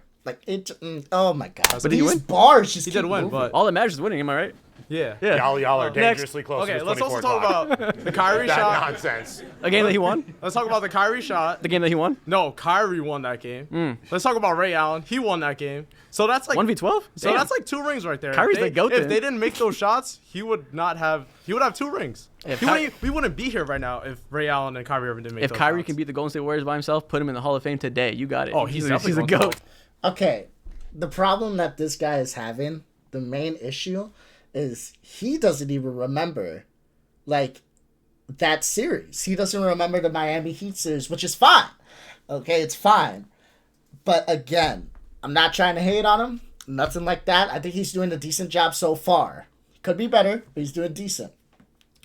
if you're going to debate, if you're going to talk about LeBron ever, you have to know that entire series. That Miami Heat versus San Antonio Spurs series, that Ray Allen shot, you got to know what led up to it. You have to. Because that's all they ever harp on. That is all they ever harp on. And when you bring up the Golden State Warriors versus the Cleveland series, they need to bring up the block. That matters. Even the guy who I know is on the buzzer right now, who is holding the clock, he even admits that that block does matter. So I think he's being too charitable to these people, and he shouldn't be. I don't know why he's being so charitable. Don't be charitable to these people, because they refuse to be charitable to you. They called you a bronsexual. Like, don't be charitable. Fuck that. Go at their throats. Okay, come on now. He's the GOAT, apparently. Okay, let's talk about, so he would have 2 rings without 2 shots. Let's also talk about Kyle Kuzma, how we passed him the ball during the bubble to make that Let's talk about Kyle Kuzma as a sentence I did not expect to hear today. But go ahead. Tell me more about it. But Kyle Kuzma made the last shot. I think it was in the bubble playoffs. He made Good the for last him. shot. Can you look me in the eye and tell me Kyle Kuzma is the reason they won the 2020 championship? Kyle Kuzma is the reason why they You're won the smiling 2020 your ass off. championship. Look at you grinning. Look at you grinning. Yeah, so Michael Jordan's way more clutch. Let's talk about the Jazz. Okay, the timer's up. Never mind. But yeah, Michael Jordan's more clutch. All right. He Lovely. was doing well, but Kyle Kuzma threw me for a loop. Everything was going well. All right, I'm a hater, but I wanted to show you some love. Hopefully I could change your opinion, so I got you a gift. Oh, let's go. Yeah. Bribery? Yeah. Oh, shit. It's Damn, LeBron. I hate this gift. But also check the back. Check the back. It's a very important stat. 4 and 6. I hate this gift even more. Yeah. I would define a clutch player as like the most important series than playing good. Somehow, some way, Jordan went 6-0. Surprisingly, like LeBron has had 6 losses in the finals and only 4 wins. Do you find it to be more impressive to lose in the first round or the second round or the third round to lose in the finals? Again, I thought you were talking about clutch player. You just said before that. Nope, hold him down. Hold his feet down. Hold his feet down. I love this question. This question is something I always bring up myself. Ask them this question and make them answer it. Is it okay to lose in the first and second and third round? Should LeBron have gone 4-0? If LeBron went 4-0, would you see him better than him going 4-6? Period. That we don't Do you define find clutch it player. more impressive to lose early in the playoffs or later? I thought we were talking about clutch players, so let's stick to the top. So you don't have an answer? Not when it comes to what we were talking about. Do you want to talk about clutch players or something irrelevant? Would you like me to get to my point? You could try if it has to do with the prompt. Would you find it more impressive to lose in the first round? Yes or no? No. Okay, I didn't think so. Would you find it more impressive to go into a game series against the Pistons in Game 5 and shoot 8 shots and get shut down? Ooh. Is that clutch? No. I mean, No, everybody say the has. same thing. I say to say everybody has their lowlights. You can pick and choose which ones you want to talk about. If you find it less impressive because LeBron's lowlights came in the finals, whereas Jordan's came in the first or second round, and you want to say you should never lose on the brightest stage, well, I think you should get to the brightest stage. And how about that? Like, you can pick and choose how much you want to decide somebody's lowlights are worse. In reality, everybody has them. You're not defined by them unless you're Joel Embiid. These guys both have highs, lows. I won't pretend that his lows are worse because he happened to get further with less. I'm not going to go and just start glorifying someone that lost in the finals. I define a clutch player as when it comes down. That was I like that. That was snaky. That was good. To the final series. Also, not to mention, LeBron has to go jump from team to team. He's a glorified Patrick McCaw. Jordan never left any team. Whatever team he went to, he stuck it out and he won multiple championships, 6 championships.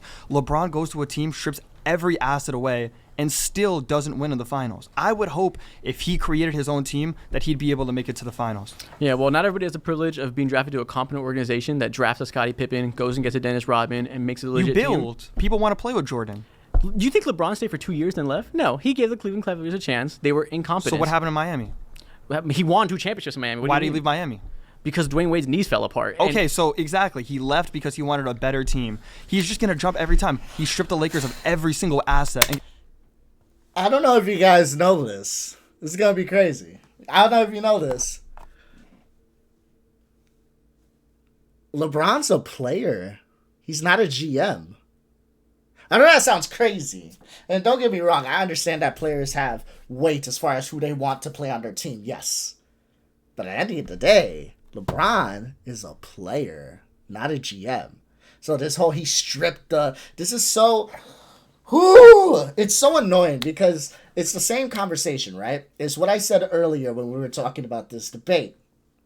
LeBron, the people that hate LeBron, they want everything to work and nothing to work all at the same time. So LeBron is the reason that all these assets and everything is gone and it's stripped away, and he makes the team just terrible, and then LeBron just dips out to try to make a better team after he completely left it in shambles. But at the same time, LeBron has amazing teams that are super teams, and he's just so bad that he can't figure out a way to win with them.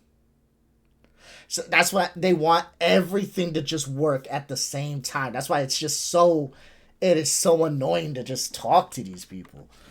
And guess what? He's just going to leave again because that's all he does. I won't pretend it's noble to lose amongst poverty and play next to a bunch of crappy players. I won't pretend that gives him points because he's nice and brave about toughing it out. I don't really care. All right, so we could just jump from team to team. I'll win every I'm LA keeping Fitness this. team. Don't pretend I No. It's for the haters. It's for the haters, not for you. Right.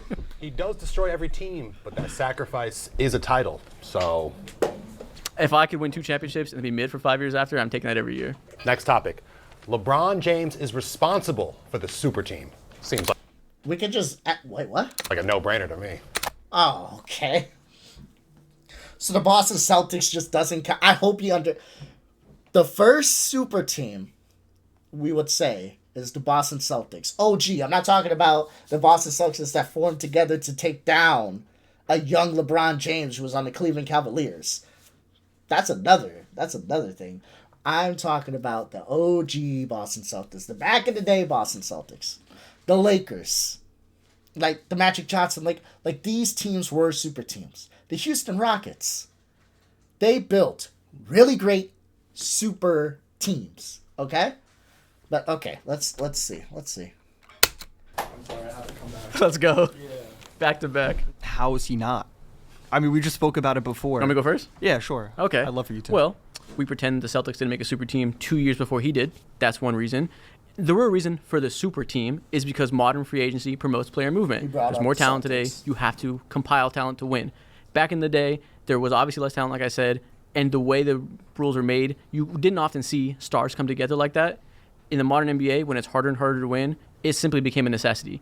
Just because he was on the front lines of that and was the second team to do it in this era doesn't mean he created it. He's not a GM, as most of the people want to say he is. He wasn't the GM of the Miami Heat, I'll tell you that for sure. You think Pat Riley was listening to him calling shots? No. Yeah. Okay, well, I that's think not so. reality. Please kick him off the mic. That's crazy. He thinks that Pat Riley was bending over backwards for LeBron. Okay. All right, sure. But either way, it's just a symptom of the modern NBA and the new rules that were created and the new just reality of how you win a game. And he wasn't the first, like I said. The Celtics, the Lakers got 2 Hall of Famers at the peak of their prime. Teams had, again, not the peak of their prime, the peak of the Lakers' prime. Those Hall of Famers were washed, obviously. But, you know, it wasn't the first time we've seen lots of star names get put together. You're talking about general managers making trades to go create teams. Kevin Garnett was traded to the Celtics. I think they just came together naturally. LeBron talks about recruiting players openly. He created the first ever super team, and what happened right after? Kevin Durant followed in suit. There's a lot of other superstars that are just following in suit for what LeBron started. So the Celtics aren't a super team because they traded for Kevin Garnett and didn't sign him? I don't know if they recruited players. LeBron himself said that he recruited Chris Bosh, and What do you mean that you don't know if and they he spoke to recruited Dwayne players? Wade. He said that he spoke to Dwayne Wade, and they all were like, "Let's go to Miami." As free agents should. That has little bearing on if the Celtics were a super team or not. Just because that super team was traded for rather than signed. Also, what is about entirely multiple irrelevant. super teams? What about it? The Lakers. He did the same thing multiple times. The It's not a coincidence that he's the Lakers? first person to No start. one's it. calling the Lakers Are a you super telling team. me? Are you telling me that Paul Pierce called up Kevin Garnett and Rondo, and they're like, well, "Let's all go to Boston and create a super team over there"? Isn't that the definition of I a don't super have their team? phone logs, but I have mean, a LeBron feeling said that Paul himself Pierce that was it's involved correct. in recruiting Kevin Garnett. Yes, that's not a novel idea. I don't think so. I think they just traded a bunch of assets. That's so... Holy shit. So first of all, I guess the Lakers were a super team. This is news to me, by the way. But I guess that's true. Second of all, it is unfathomable for him to believe that Paul Pierce had any involvement whatsoever with getting Kevin Garnett to come to the Celtics. That's just something he can't even think that's possible. But somehow LeBron is in the back of the shadows, making all these trades by himself, unilaterally getting Pat Riley to listen to everything he's saying. Pat Riley, like that. But dude, this is what I'm saying. I'm going to continue to say this, and I'll say this again and again. They want everything to work and not work at the same time. LeBron invented communication? I don't think so. I don't think he I invented think players talk before that. I don't know if he invented it. I think LeBron perfected it. Probably. Perfected it. He's a hell of a Draymond recruiter. Green was crying in the parking lot calling up Kevin Durant. Not only is LeBron James responsible for the super team, he is responsible for the detriment of the NBA when we talk What? about player mobility, right? You can talk about the Celtics and the Lakers, all of that. That stuff happened because GMs were bad at their job. What LeBron did, Sounds like a good move to me. what LeBron did influenced everybody. He allowed Kevin Durant to feel free enough to be like, yeah, let me go to This is crazy. Look how they're talking about LeBron. They're talking about LeBron like he's just this shadow. Like this crazy shadow guy. Like he allowed a grown ass man. He allowed Kevin Durant to go to the Warriors. Like it's his fault. Like he influenced him. Bro, if I was KD, I'd be mad as hell. That's crazy. That's crazy. to the Warriors. Not only does LeBron think of himself as the GOAT, he thinks of himself as a leader amongst men. He thinks of himself as the big dog in the NBA. King. Exactly. The chosen one, right? He chose to go to Miami and show everybody, if I can do it, so can you. And now we have guys like Paul George thinking that he can jump from team to team and make super teams. LeBron James is making Paul George feel like he can do that. Every player in the league thinks that they can do it. Paul George is a 76er because of LeBron James. And it all stems from LeBron James choosing to call Dwayne Wade and Chris Bosh and be like, you know what? Let's go ahead. Let's do this. I don't want to stay here. I don't want to build, right? I don't want to do that. I want to go from team to team. And as soon as I see that my buddy's knees are gone, I'm leaving you high and dry. A few things. What I'm sensing is you just do not respect Paul George or Kevin Durant, and you wanted a mic to get that shit off your chest. And I respect it. Go ahead. Let us know. Fair. It's not about them, but you know. Yeah, it is. You know okay. me. You know me. Secondly, if you're telling me that LeBron's biggest influence on this world is that he made teams realize that they can make dope-ass teams and be really good at basketball, am I supposed to take that as a negative? Oh, fucking no. Boo-hoo. I think I'll live. And, yeah, I just don't think that that's a negative. And there's one more thing you said that I wanted to respond to that was hilarious. Oh, you said he doesn't want to stay and build with the Cleveland Cavaliers. Are you under the impression that we need to be nicer to billionaires?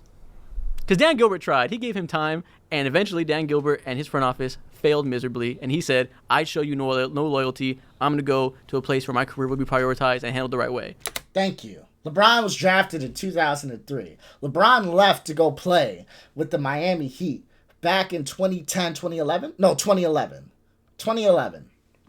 So, yeah. I'm personally not of the opinion that we need to be nicer to those guys. I think if they're incompetent and do a bad job at the teams they run, these players should say, go fuck yourself. I'm going to go build a good team. Two things. One. No. Should we be nicer to billionaires? No. Should we be nicer to billionaires? Two things. I don't defend Dan Gilbert for anything. Oh. And then two, just say you hate competition.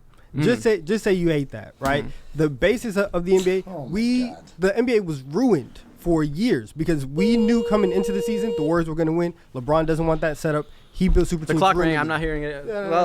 He gets his last sentence off. That's a little immoral. Exactly. It's unethical. He gets his last sentence off. Exactly. I don't have to hear it. All right, fair enough, too. That's also fair. Instead of inventing a super team, LeBron productized a super team. Do you remember the decision? I do. Do you remember that time? I do. Do you remember when he embarrassed himself on national television Not in one, front not of two, a not nice three. group of children at the Greenwich YMCA? I do remember that. Do you remember that? I remember when you brought a lot of money to that organization too that night. Did he? I did. That's interesting. Were any of them Knicks fans in the crowd? Do you think he broke any of their hearts? Do you think he had any consideration for who was sitting in the crowd that night? No, I think he's ruthless. I think he is too. Great, you're making my point. Yeah. So I think he's about himself, and he needs people around. That's crazy. I think LeBron is about himself. Also, when he made the decision, he donated a shit ton of money to the Boys and Girls Club of America. But he's about himself. He's a selfish prick. Because he may not have picked the team that one of those boys and girls wanted him to go to. So he sucks. He's an asshole. Around him to make him better and kind of elevate him. And so if you saw, and I'm hoping they're showing right now, the presentation that they had after the decision when they decided to become a super team, you remember that? That was pretty embarrassing, right?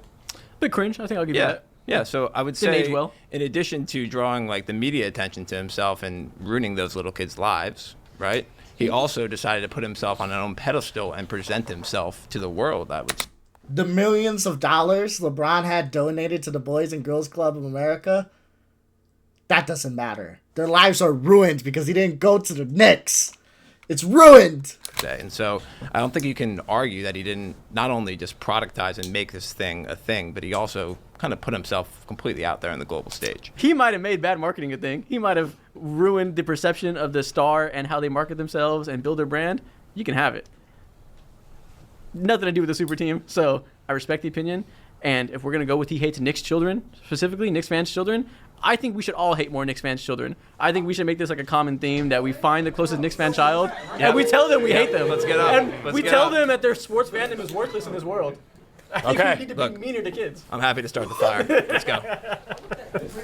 Okay, good. So this is a great segment into what I really didn't like about the whole LeBron situation. I mean, if you're going to create a whole presentation about saying, you know, not 2, not 3, not 4, and we're going to get all the way up to, I think it was maybe 8, 7 or 8, and just to come up empty-handed after that is pretty embarrassing. He won 2! He won 2 championships! He didn't... I'm gonna...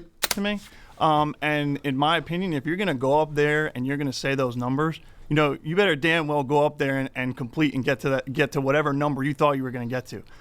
I have a lot of respect for people or players that will take a chance and either stay on a team and try and win with that team or potentially go to a different team that is not stacked up or has all this superstar talent. And if they go there, like LeBron did with the Lakers. Let's not forget that. LeBron went to the Lakers after playing with Cleveland, and the Los Angeles Lakers haven't made it to the playoffs in how many years?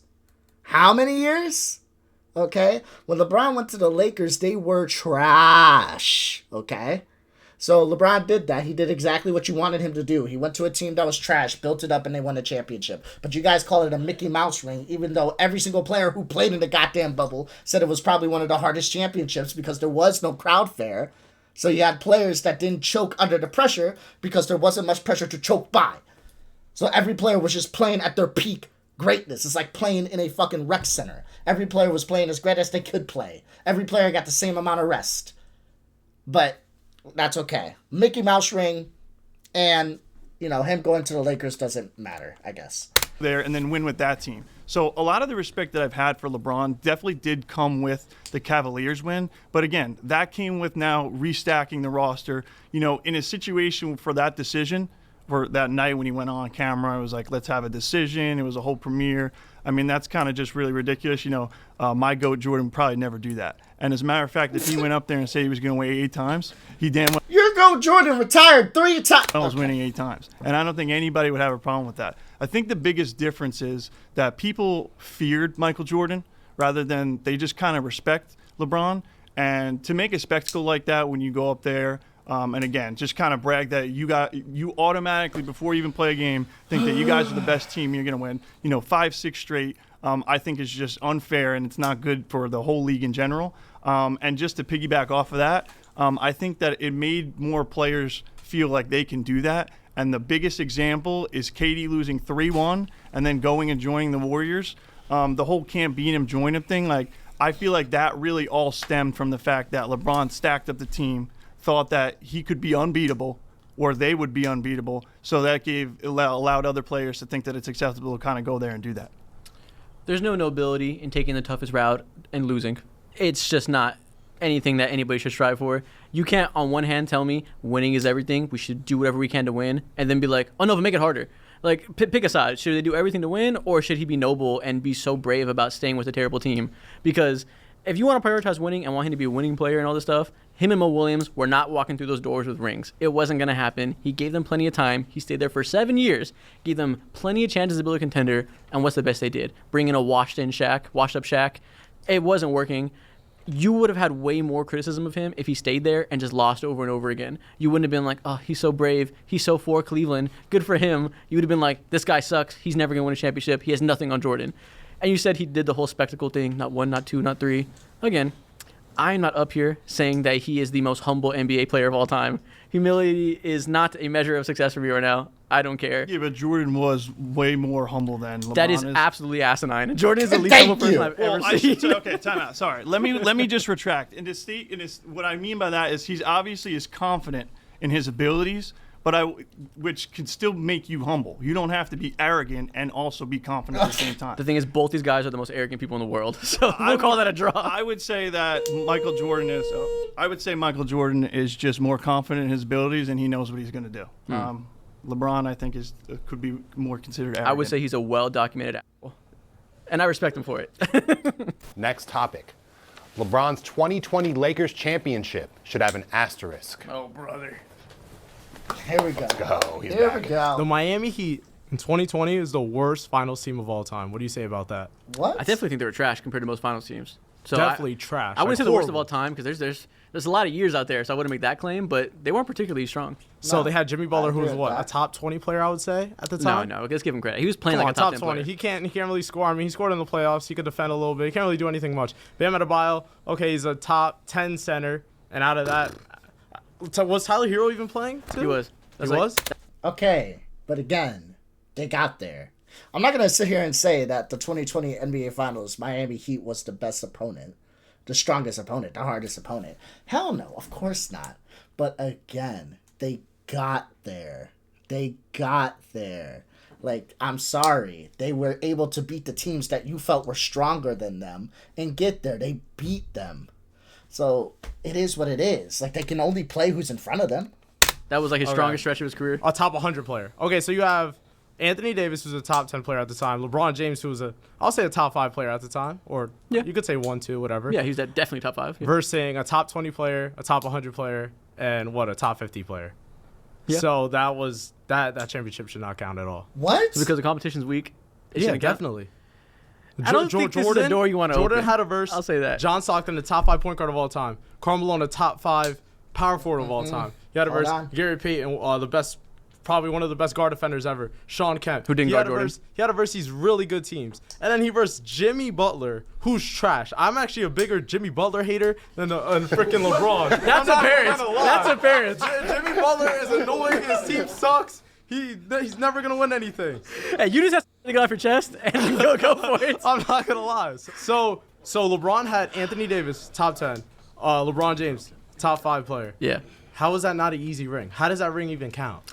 If your biggest point is that the 2020 ring deserves an asterisk because the championship was weak, because the team he played is Because the weak. finals team was weak. We can do this with so many people. This is not a door Not Jordan really. fans should want to go down. I want you to name one. I want you to name another team. Other teams who had weak finals appearances. Yeah, definitely. There's The so many. 2007 Oh, he can't name one though. Spurs. He can't The Spurs beat the shitty Cavaliers. Yeah, the Spurs beat the shitty Cavaliers. The Nuggets beat the Heat too. I guess we're gonna say Jokic's ring doesn't count. The Nuggets suck. No, The- the Nuggets beat the Heat. Were they a bad finals team? Who is the Cavaliers' best player? No, I'm saying. No, but this is me. I'm not involved. I'm not involved. I mean, that was an absolutely ridiculous stance. All right, cool. Every championship that's ever been won has been impressive. Correct. Right? To some Including the bubble, right? But the bubble was probably, to me, the least impressive out of every championship that's ever been won. And I'm going to tell you why. Because, and I've seen NBA players come on podcasts and talk about how the bubble was probably the hardest championship. Yeah. Because all the environment that they were in or whatever. That sounds like some rich people like champagne problem shit. You know what I mean? They were in a Disney hotel and maybe didn't have the best meals or maybe didn't have this, that, or whatever. They were all chilling. They didn't have nothing to worry about outside of going to practice and playing PS5, Xbox in their room. That's it. That's all they had to do. They were all able to just lock in on basketball, which should make their job really, really easy. Now, because a lot of these guys are not as focused as a seasoned guy like LeBron James, these guys were, while it might have been the ideal scenario for LeBron James. Is this guy really about to sit here and say because other players didn't take the game as serious as LeBron James, it should have an asterisk? Are we fucking serious right now? Because LeBron decided, you know what, I really want to win this championship. And maybe, we don't even know if it's a fact that other players weren't taking it as serious, by the way. But going with this guy's logic, maybe other players weren't taking it as serious. That is a detriment to LeBron. Okay. To be able to lock in, a lot of these guys didn't have that. They were all worried about. Lou Will was out getting wings and women, you know what I mean, in Atlanta during the bubble, and then not to mention everybody else across the league. If that's just one example, everybody else was in there not unfocused. If we're being real, because it was that much harder to be able to lock in on what really mattered, which is basketball. LeBron James had the opportunity to be able to lock in the way that he did because he is LeBron James. He's able to do that, but nobody else was able to do that. So he had a cakewalk to the finals. And getting there and going up against a lowly team like Jimmy Butler, who we hate. No, I'm just kidding. Nah, but being able and going up against them, it was by far the least impressive NBA title. Yeah. And it's hard to get there, but once he was there, bro, it was a layup. You know what I mean? I don't want to hear NBA players complain about like the conditions that they had to play in and blah blah blah blah blah. Yo, there are real people out there who went through a lot worse. You guys were playing basketball in Disney World. Cut it out. Yeah, I mean, at the end you said LeBron was able to deal with that because he's LeBron and other people aren't like that. Yeah. You brush that aside like it's just like, yeah, he's LeBron, like it's not impressive. Well, yeah, I mean, he's him. He was He's 36 when this happened.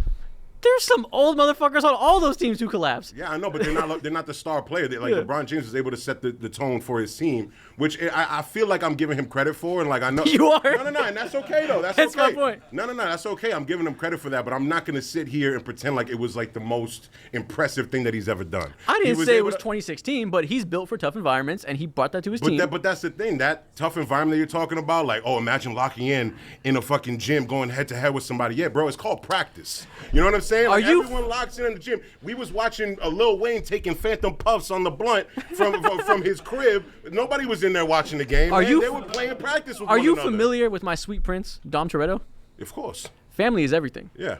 They couldn't see their family. Are you going to look me in the eye? Are you going to look in this camera? And are you going to tell the people that LeBron James' family doesn't matter? LeBron James' family does matter. Happy birthday, Zuri. But what I will Does say, Kawhi Leonard's family matter? I don't know. He needs to get on the court. But last thing I'm going to say is like you are lying to everyone in this room if you think that LeBron James' accommodations were the same as everybody else. Miss me with that shit. Yeah. His hotel was very nice. Okay, so I don't want to talk about mental fortitude, toughness, or family. I just want to talk about the point of an asterisk. Usually in sports, that's indicative of something being out of the norm. Okay. Can we kick this motherfucker? Like, is that going to be the whole argument? This took place in a bubble. It wasn't normal. It took place in a different setting. Therefore, asterisk. Everybody knows what the question is. The question wasn't, was this an abnormal finals appearance? Of course it was. It took place during a goddamn pandemic. The question is, when we say asterisk, do we believe that that championship should count as an accolade? But okay, he's starting off. He's been pissing me off. Can we? I think Were there 82 regular season games played that season? There was not. Was every team invited to the bubble? Nope. Okay. The ones who didn't qualify, obviously. It was based on merit, not randomness, but keep going. Exactly, right? So we can already establish, and we both agree, that this season was out of the norm for the entire NBA and it's for sure. and over for the course of its history. Yeah. Therefore, there must be an asterisk, right? The bubble was not a normal NBA regular season. They didn't play the same amount of games. They didn't play every team twice. They didn't play the teams in their conference or division the amount of times they were supposed to either. Therefore, the road that he used to get to the finals was out of the norm. Therefore, you have to have an asterisk so that people who view this 10, 20, 30 years from now are aware of the conditions that he faced because they weren't the same that every other team had to face in all the other years. Yeah, and if you want to argue for the Webster's Dictionary definition of an asterisk, then go for it. You're right. It is inherently different by all standards of the world at the time. What we're arguing for in practicality, what people besides you mean when they say an asterisk, they mean it's less impressive. They mean it's lesser than. They mean it's compared to any Jordan championship, it's worse. And that's the part where it becomes who's to say what's harder and what's weaker and what's harder about it and what's easier about it. I do not have a problem with you saying it's different. That's undeniable. But when we get to the point of people downplaying it and saying it's not impressive because there was no parade and because they were at home watching and all this stuff, then I'm like, what are we talking about? So therefore, in my argument, say it again, I'm right. Yeah, you're right. That's it. That's all I needed. All right. You're right in a way that helps my side. LeBron having a losing record in the finals does not affect his legacy. Well, I already told you this once. I'll do it again. I want him gone. Get him out of here. I don't like this guy. I don't like him at all. Right? If those two do not hit those 3-point shots, LeBron walks away with 2 rings. He doesn't go to the Game 7 against the Spurs, and then the Warriors probably will make a play and they end up winning. Right? I think that's very clear. LeBron James owes his career and his standing as one of the greatest players of all time to those 2 gentlemen. If they weren't as clutch as they were, and if they weren't ready to take those shots, he doesn't finish the same way, and I don't think you'll be wearing that Lakers jersey. Yeah. Shoulda, coulda, woulda. We can do this with a lot of things. If the Bulls didn't select Scottie Pippen and they select the next pick, who knows when his championship window opens? If the Pistons never age out of the championship window, who knows when his championship start? We can do this with so many things. Neither here nor there. The shots went in. So many plays led up to that point where LeBron James put them in the position to decide the game. You have to empower your teammates. You have to play a team game and hope that the team around you is good enough to match your level. And on that day, they were good. I will not downplay the contributions of Kyrie Irving, downplay the contributions of Ray Allen, because they don't take away from LeBron James.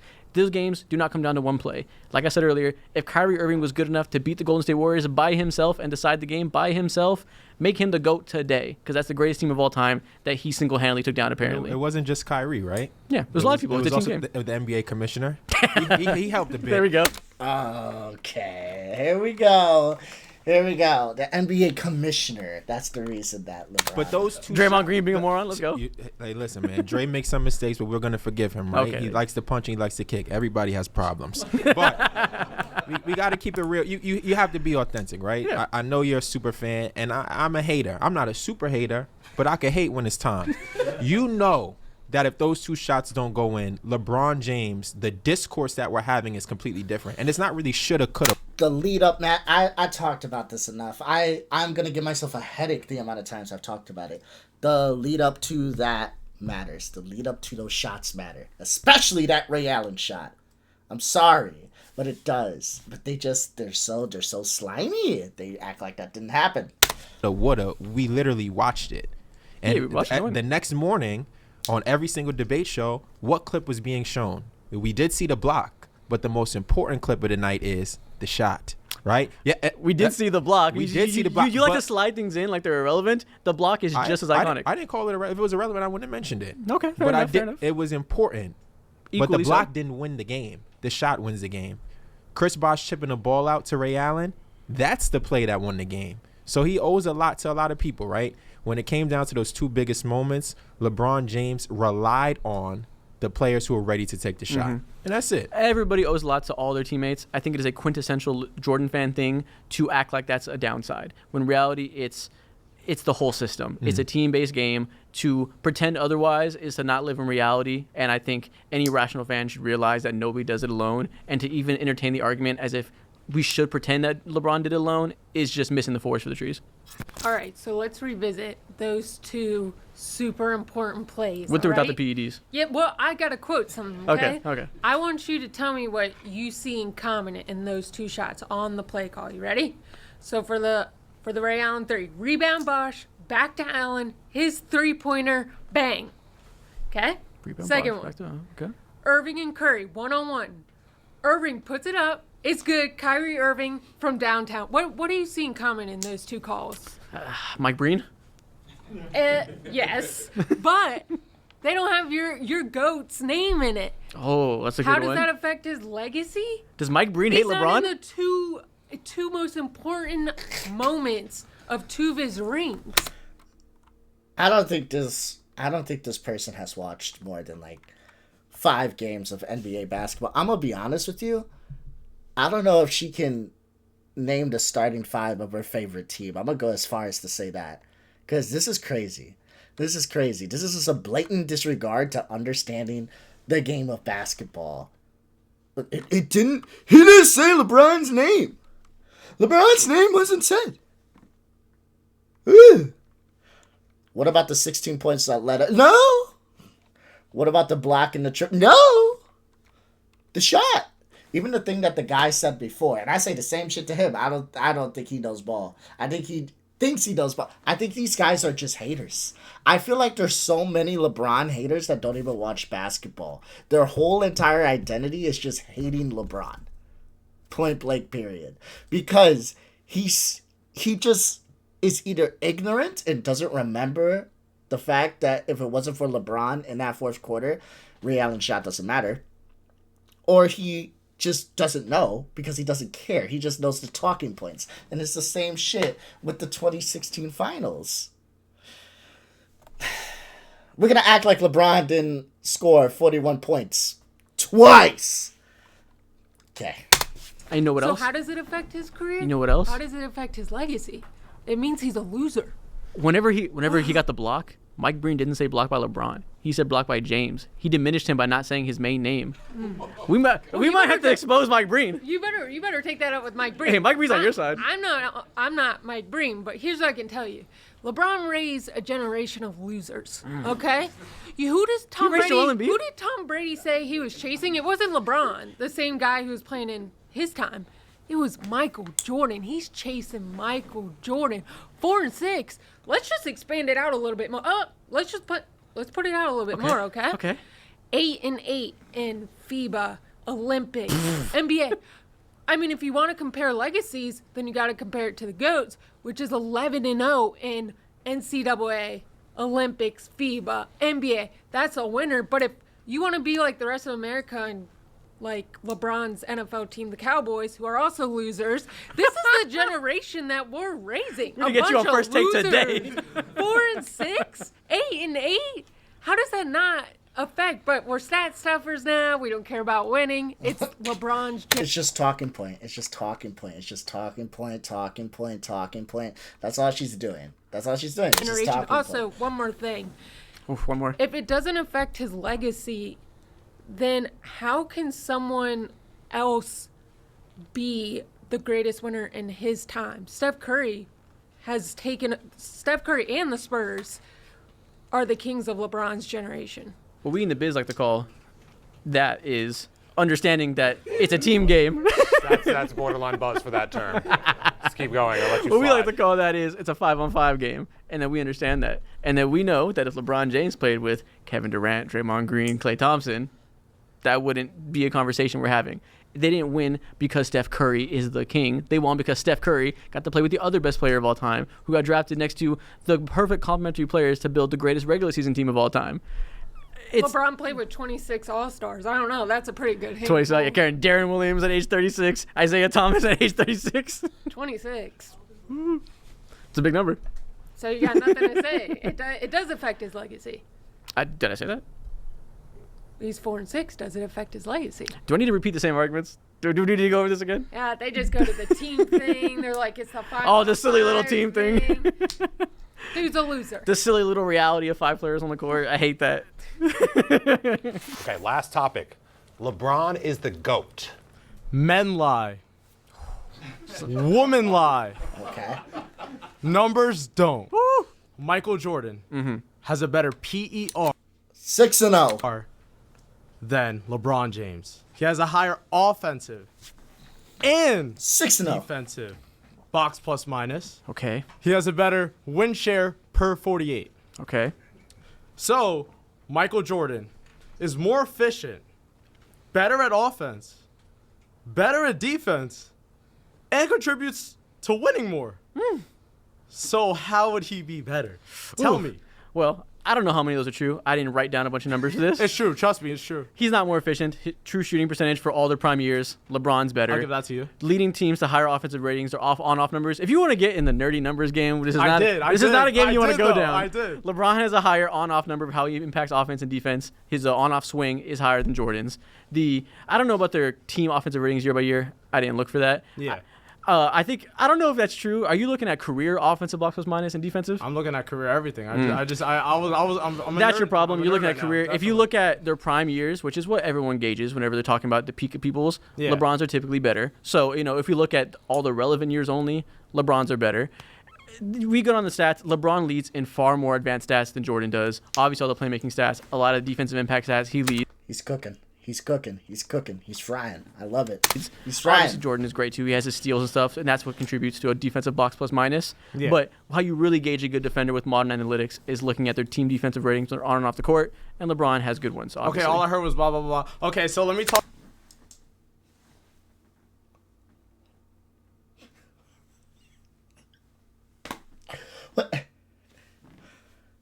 This is why I say when it comes to LeBron haters, like having conversations with them is just, it's pointless. It's absolutely pointless.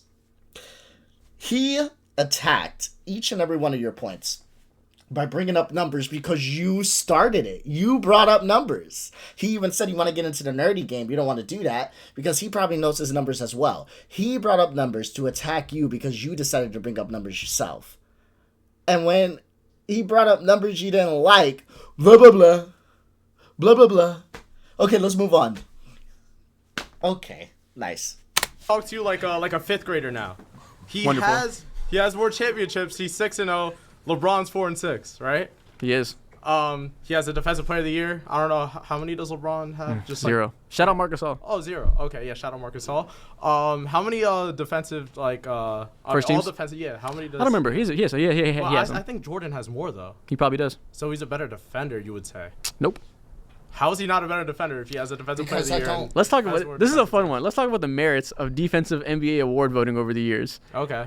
Let's bring up the Marcus Hall thing. let's Okay, not. let's bring it up Let's again. not. Fuck Marcus Hall. Let's talk about it again. We get it. Okay, second team. Okay, we got it. In the 1990s, do you know who voted for NBA defensive awards? No idea. Tell me. Journalists. Okay. Do you know how many journalists had access to watching 82 games a year of all 30 teams? Probably 0. Wow. Defensive voting back then was just who had more steals, who had more blocks.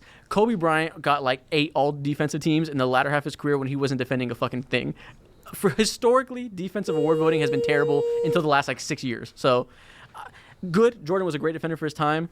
If LeBron was back there, he would have had 13 in a row because they would have been like, ooh, big guy block shot. Yeah. So you're saying like Dude. voting? Oh, sorry. Wrap it up, okay. wrap it up, wrap it up. I'm saying 1990s journalists were not watching Utah Jazz games. I'll tell you that. So all I heard- response. all I Tweet heard- length response. All I heard is you don't trust voting for the NBA. That's not what he's saying. Oh my god, these guys are so bad faith. Holy shit, they're very good at it. They're very good at it. This is a master manipulator at work, y'all. I'm Which telling okay, you. that's your opinion. And then let's just end it off with a bang. That's not an Michael opinion. Jordan is a better scorer. He's better at offense. He's better at defense. That's it. I'm a person of many words. 'Kay. I only have a handful for you. It's about the rings. That's Thank 3 of you. them. Thank you. 4 rings, actually. You know how many Jordan has? More than that. 6. Quick maths. Yeah, exactly. And how many does your goat have? That many. Less than 6. Woo! Subtraction. Bill Russell has 11. Bill Russell's the GOAT. According to this guy, at least. Bada bing, bada boom, baby. I'll leave it on this. How is your goat going to get claps and clamped up by Herb Jones, first team all defense? Thank you. Wow. All right, I'm going to speak my truth real quick, and then you can have the table. Here's the thing. I'm going to quote a famous, a top point guard, okay? John Stockton sums up how I feel about LeBron. You're not climbing the mountain. You're taking a helicopter to the top. And that is how I feel about LeBron James, okay? I'm going to tell you why he's not the GOAT. Okay. Okay? Citing John Stockton is crazy of all people, but go ahead. I mean, top 5 point guard of all time. Noted but non-truth teller. But neither here nor there. Anyway, anyone who has to tell the media they're the GOAT, not the GOAT. Ooh. You find a clip of Michael Jordan saying he's the GOAT to the media, I'm all ears, but you won't find it because it's not out there. Nike did it for him. Also, another one. A dude that does this, crowning himself in a camera multiple times. That's right, 'cause he's the Nah, fucking king. That's the opposite of aura. That's a cringe. That's an ick. Ask any woman out there. But this Nah, get the fuck out. That's the king. That's the king, motherfucker. I don't know what you're talking about. Would you want to date LeBron? LeBron's most famous thing he ever done actually doesn't have to do with basketball. It's just a quote saying, "Cleveland, this is for you." That's what people think of when they think of LeBron. Okay. 2 of LeBron's 4 rings happened in short NBA seasons, a lockout and a bubble. So you only have really 2 legit ones, right? So let me tell you now. Why Michael Jordan is the real GOAT, Oh, okay? here we go. Michael Jordan eliminated 20 Hall of Famers. Meanwhile, you have LeBron playing with 26. MJ faced 7 of the top 10 all-time scorers, 9 of the top 10 shot blockers, 7 of the top 10 all-time assist leaders, 8 of the... Is she really going to sit here and try to act like Jordan faced harder competition than LeBron James? Like, do I have to bring up this fucking picture again? Like, do I have to bring up this picture again? Because I will. Hold on. I'll bring up this picture again. Hold up.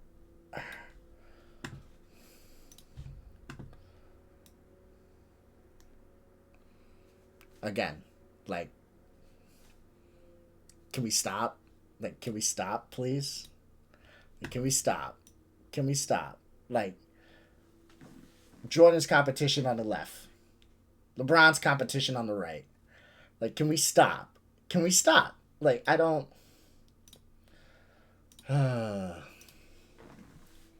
The top 10 all-time steals leader, right? So for anyone who's like the 90s wasn't good basketball, you don't know what you're talking about. Well, he also prevented many NBA legends from winning a ring, opposed to LeBron, who Steph Curry and the Spurs won during his time.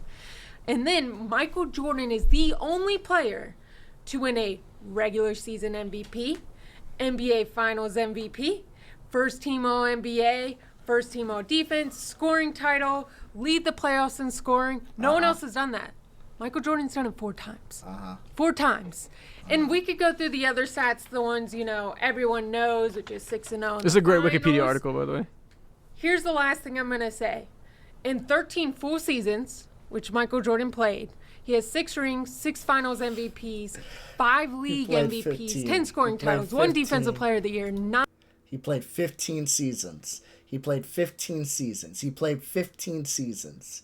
I know you guys don't want to count the Washington seasons, but he played them. He played them.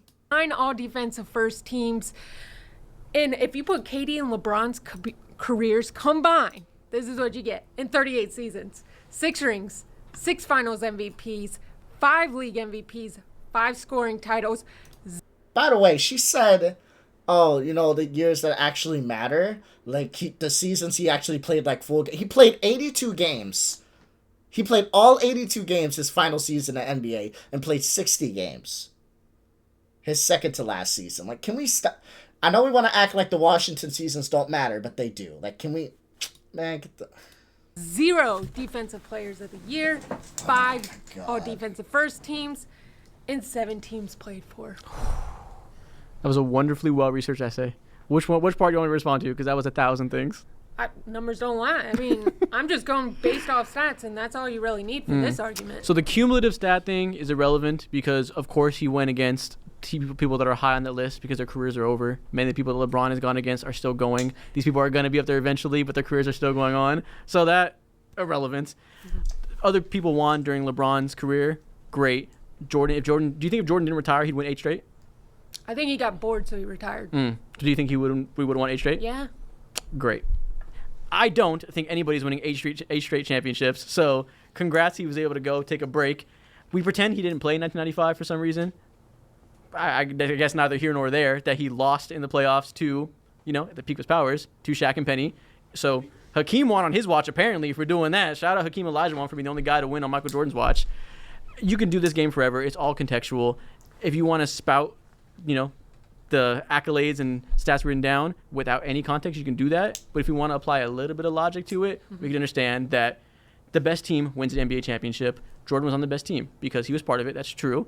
But also, he was in the right team environment that LeBron was never gifted with early in his career. He never got to be with a good GM that could do his job, so he had to go out and do that. If he was on a team that drafted another Hall of Famer who was 3rd in MVP without Jordan, then I think LeBron would have had a pretty good chance of winning at home too. But he was never gifted that opportunity because he was drafted to an incompetent organization. So I would not pretend it's embarrassing to change teams when that's what the league requires of you to win. Because as you say, he should prioritize winning like the real winner from the 90s did. Who is that number?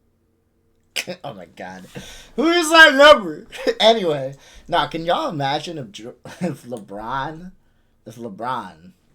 played with Dennis Rodman, Steve Kerr, Scottie Pippen, Horace Grant, bruh, Phil Jackson as his coach. I'm just saying. Hey, I'm just saying. Number that LeBron wears. Who is it? Oh, his number? How are you going to call that man the GOAT who looks up to the real one? Listen, anybody smart respects their elders and understands where they came from. To think that you can't respect who came before you doesn't mean you can't pass them up. All I'm saying is, if you watch Michael Jordan and LeBron James, you come out of there saying Michael Jordan's the GOAT. You got to play a lot of defense, right? I want you to play some offense. Can you give me the argument of why LeBron James is the GOAT? Because I didn't hear it in the other responses. Okay. I think he's... So first of all, I think he's the best player of all time. You look at peak Longevity too. I know the longevity argument is the easy one. It matters. It's not the end all be all to me. I do think peak matters just as much, if not more. So we'll say that up front. He's this good this late. That adds something to it. But what really matters is how good you are at the best version of yourself. And at the best version of himself, he is the best mix in NBA history of scoring, passing, defense, making people around you better while being the guy that can lead your team to the highest level. He is not Magic Johnson as a passer, because Magic Johnson's the best passer of all time, but he's close. He's in that realm, and very close, if not even, with Jordan as a scorer. Whatever metrics you want to decide, they are clearly probably the two greatest scorers of all time with Shaq, Kareem, whoever else. Combining those two things is something very few players have done in NBA history. Only other players who are arguably the best passer and best scorer in the NBA at the same time is maybe Larry Bird, maybe Nikola Jokic now, and like regular season James Harden. But we know Nikola Jokic isn't that good of a defender. LeBron was elite. James Harden couldn't translate into the playoffs. And Larry Bird, if you want to put him in the GOAT argument, go ahead. All these things and talk about the full package of a player. LeBron's the only one that checks all those boxes. Regular season, playoffs, passing, scoring, defense, rebounding, all of it. There's really no flaw. You can nitpick on certain outcomes of games that are going to diminish a legacy. Great. Nobody's legacy is decided by their worst moments or their best. It's cumulative, what you did over your whole career, 3, 4, 5-year peak, whichever you want to recognize. He is the full well-rounded package. And while obviously he doesn't have 6 rings, he has 4. You can go back and forth on if you think 6 or 4. Obviously 6 is more. If you think that's the end-all, be-all, fine. I like to think contextually, and I realize that there's a lot more factors other than these two guys and what they did that contribute to those ring counts for the teams they played for. So individual accolades, obviously LeBron is just as high as Jordan, if not more, because of the longevity. So you weigh skill, individual accolade, team accolade. LeBron has 2, Jordan has 1. Nitpicking, I'm going to go with the guy who's simply the better player all around, because I think the accolades are close enough that they're in the same realm. And in some ways, I value individual accolades more. Okay. I agree with some of the things you said. We get the basis of your argument, but what I don't agree with is the player you decide is the GOAT based on those things. Okay. So you said we're looking at players at their peak. At Michael Jordan's peak, he was Defensive Player of the Year. He was MVP of the regular season. He was Finals MVP, and he three-peated. Yeah. That means that at the peak of his power, there was no player in the NBA who could touch him offensively, defensively, or what he was able to bring his team to. Again, I don't like the Defensive Player of the Year because what he brought up was a good point. What he brought up was right. They even found evidence of one of Michael Jordan's Defensive Player of the Year being fraudulent, by the way. I know that we don't want to talk about that, but hold on. If I'm not mistaken...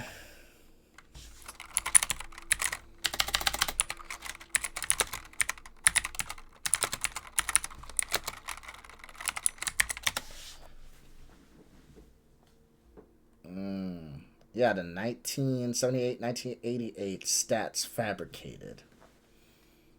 Fabricated home stats. Uh-oh. Michael Jordan's Defensive Player of the Year award may have been fraudulent due to seemingly fake stats. So, yeah, I don't... This whole, like, Defensive Player of the Year shit is annoying considering that, yes, back in the day, journalists were the one that voted on Defensive Players of the Year. And not only that, journalists, especially back in the day, were not able to see every single game.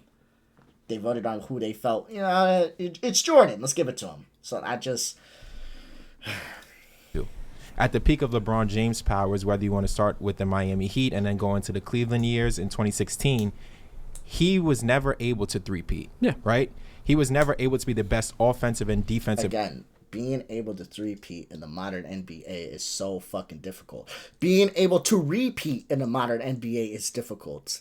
We haven't had a repeat. I said this before. We haven't had a repeat champion since the super team that was the Kevin Durant Golden State Warriors. So this argument is just, it's silly. It's silly. The player in the NBA. He has never done that. So if we're going by your definition of what the greatest player is, your definition more fits Michael Jordan than it does LeBron James. When you talk about the all-around game and you talk about, LeBron might be is a better passer than Michael Jordan. He is a better passer than Michael Jordan because he's more willing. But when Michael Jordan needed to make the right play and the right pass, what did he do in the NBA Finals? He passed it to the guys to make the big shot, whether that's John Paxson or Steve Kerr. So when it came down to being the more skilled player, Jordan possessed all those skills. And Jordan actually is probably a little bit less athletic than LeBron is, but he was still able to match that peak over the years. He was untouchable. I don't think there's ever a point in LeBron James' career at his peak where you could say he's untouchable because he was, in a lot of the years he won NBA Finals, he wasn't even favored. he was the underdog. So that means Vegas agrees that he is not the most feared or the best player, and he That's really not true. That means Vegas agrees that the team that he's facing has way more players that are better. Again, this is a team sport, okay?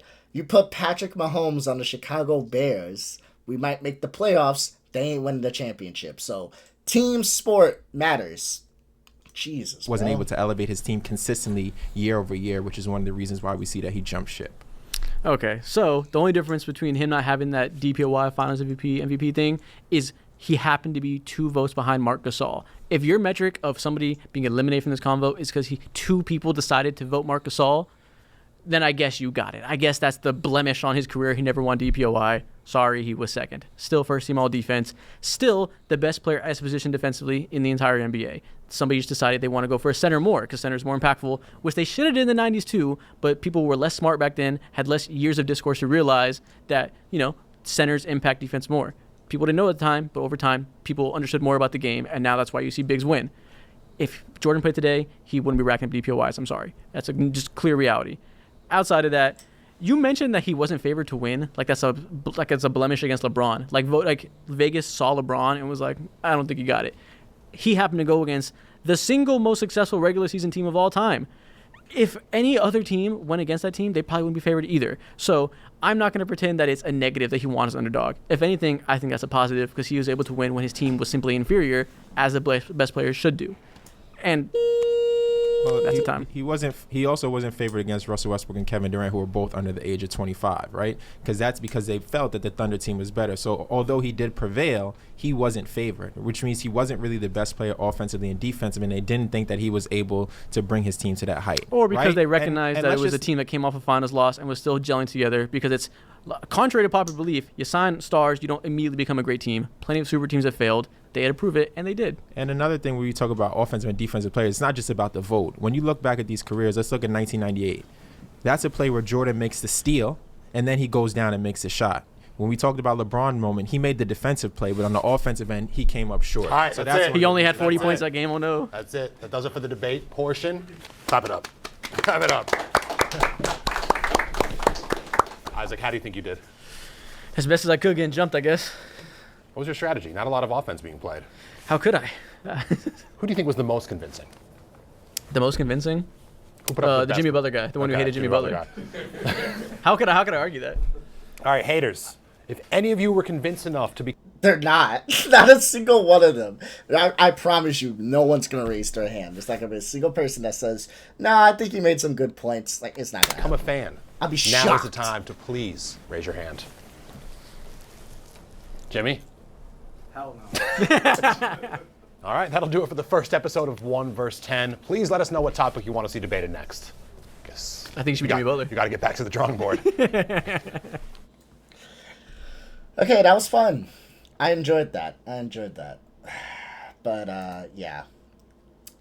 Jordan fans are delusional. That's all I got to say.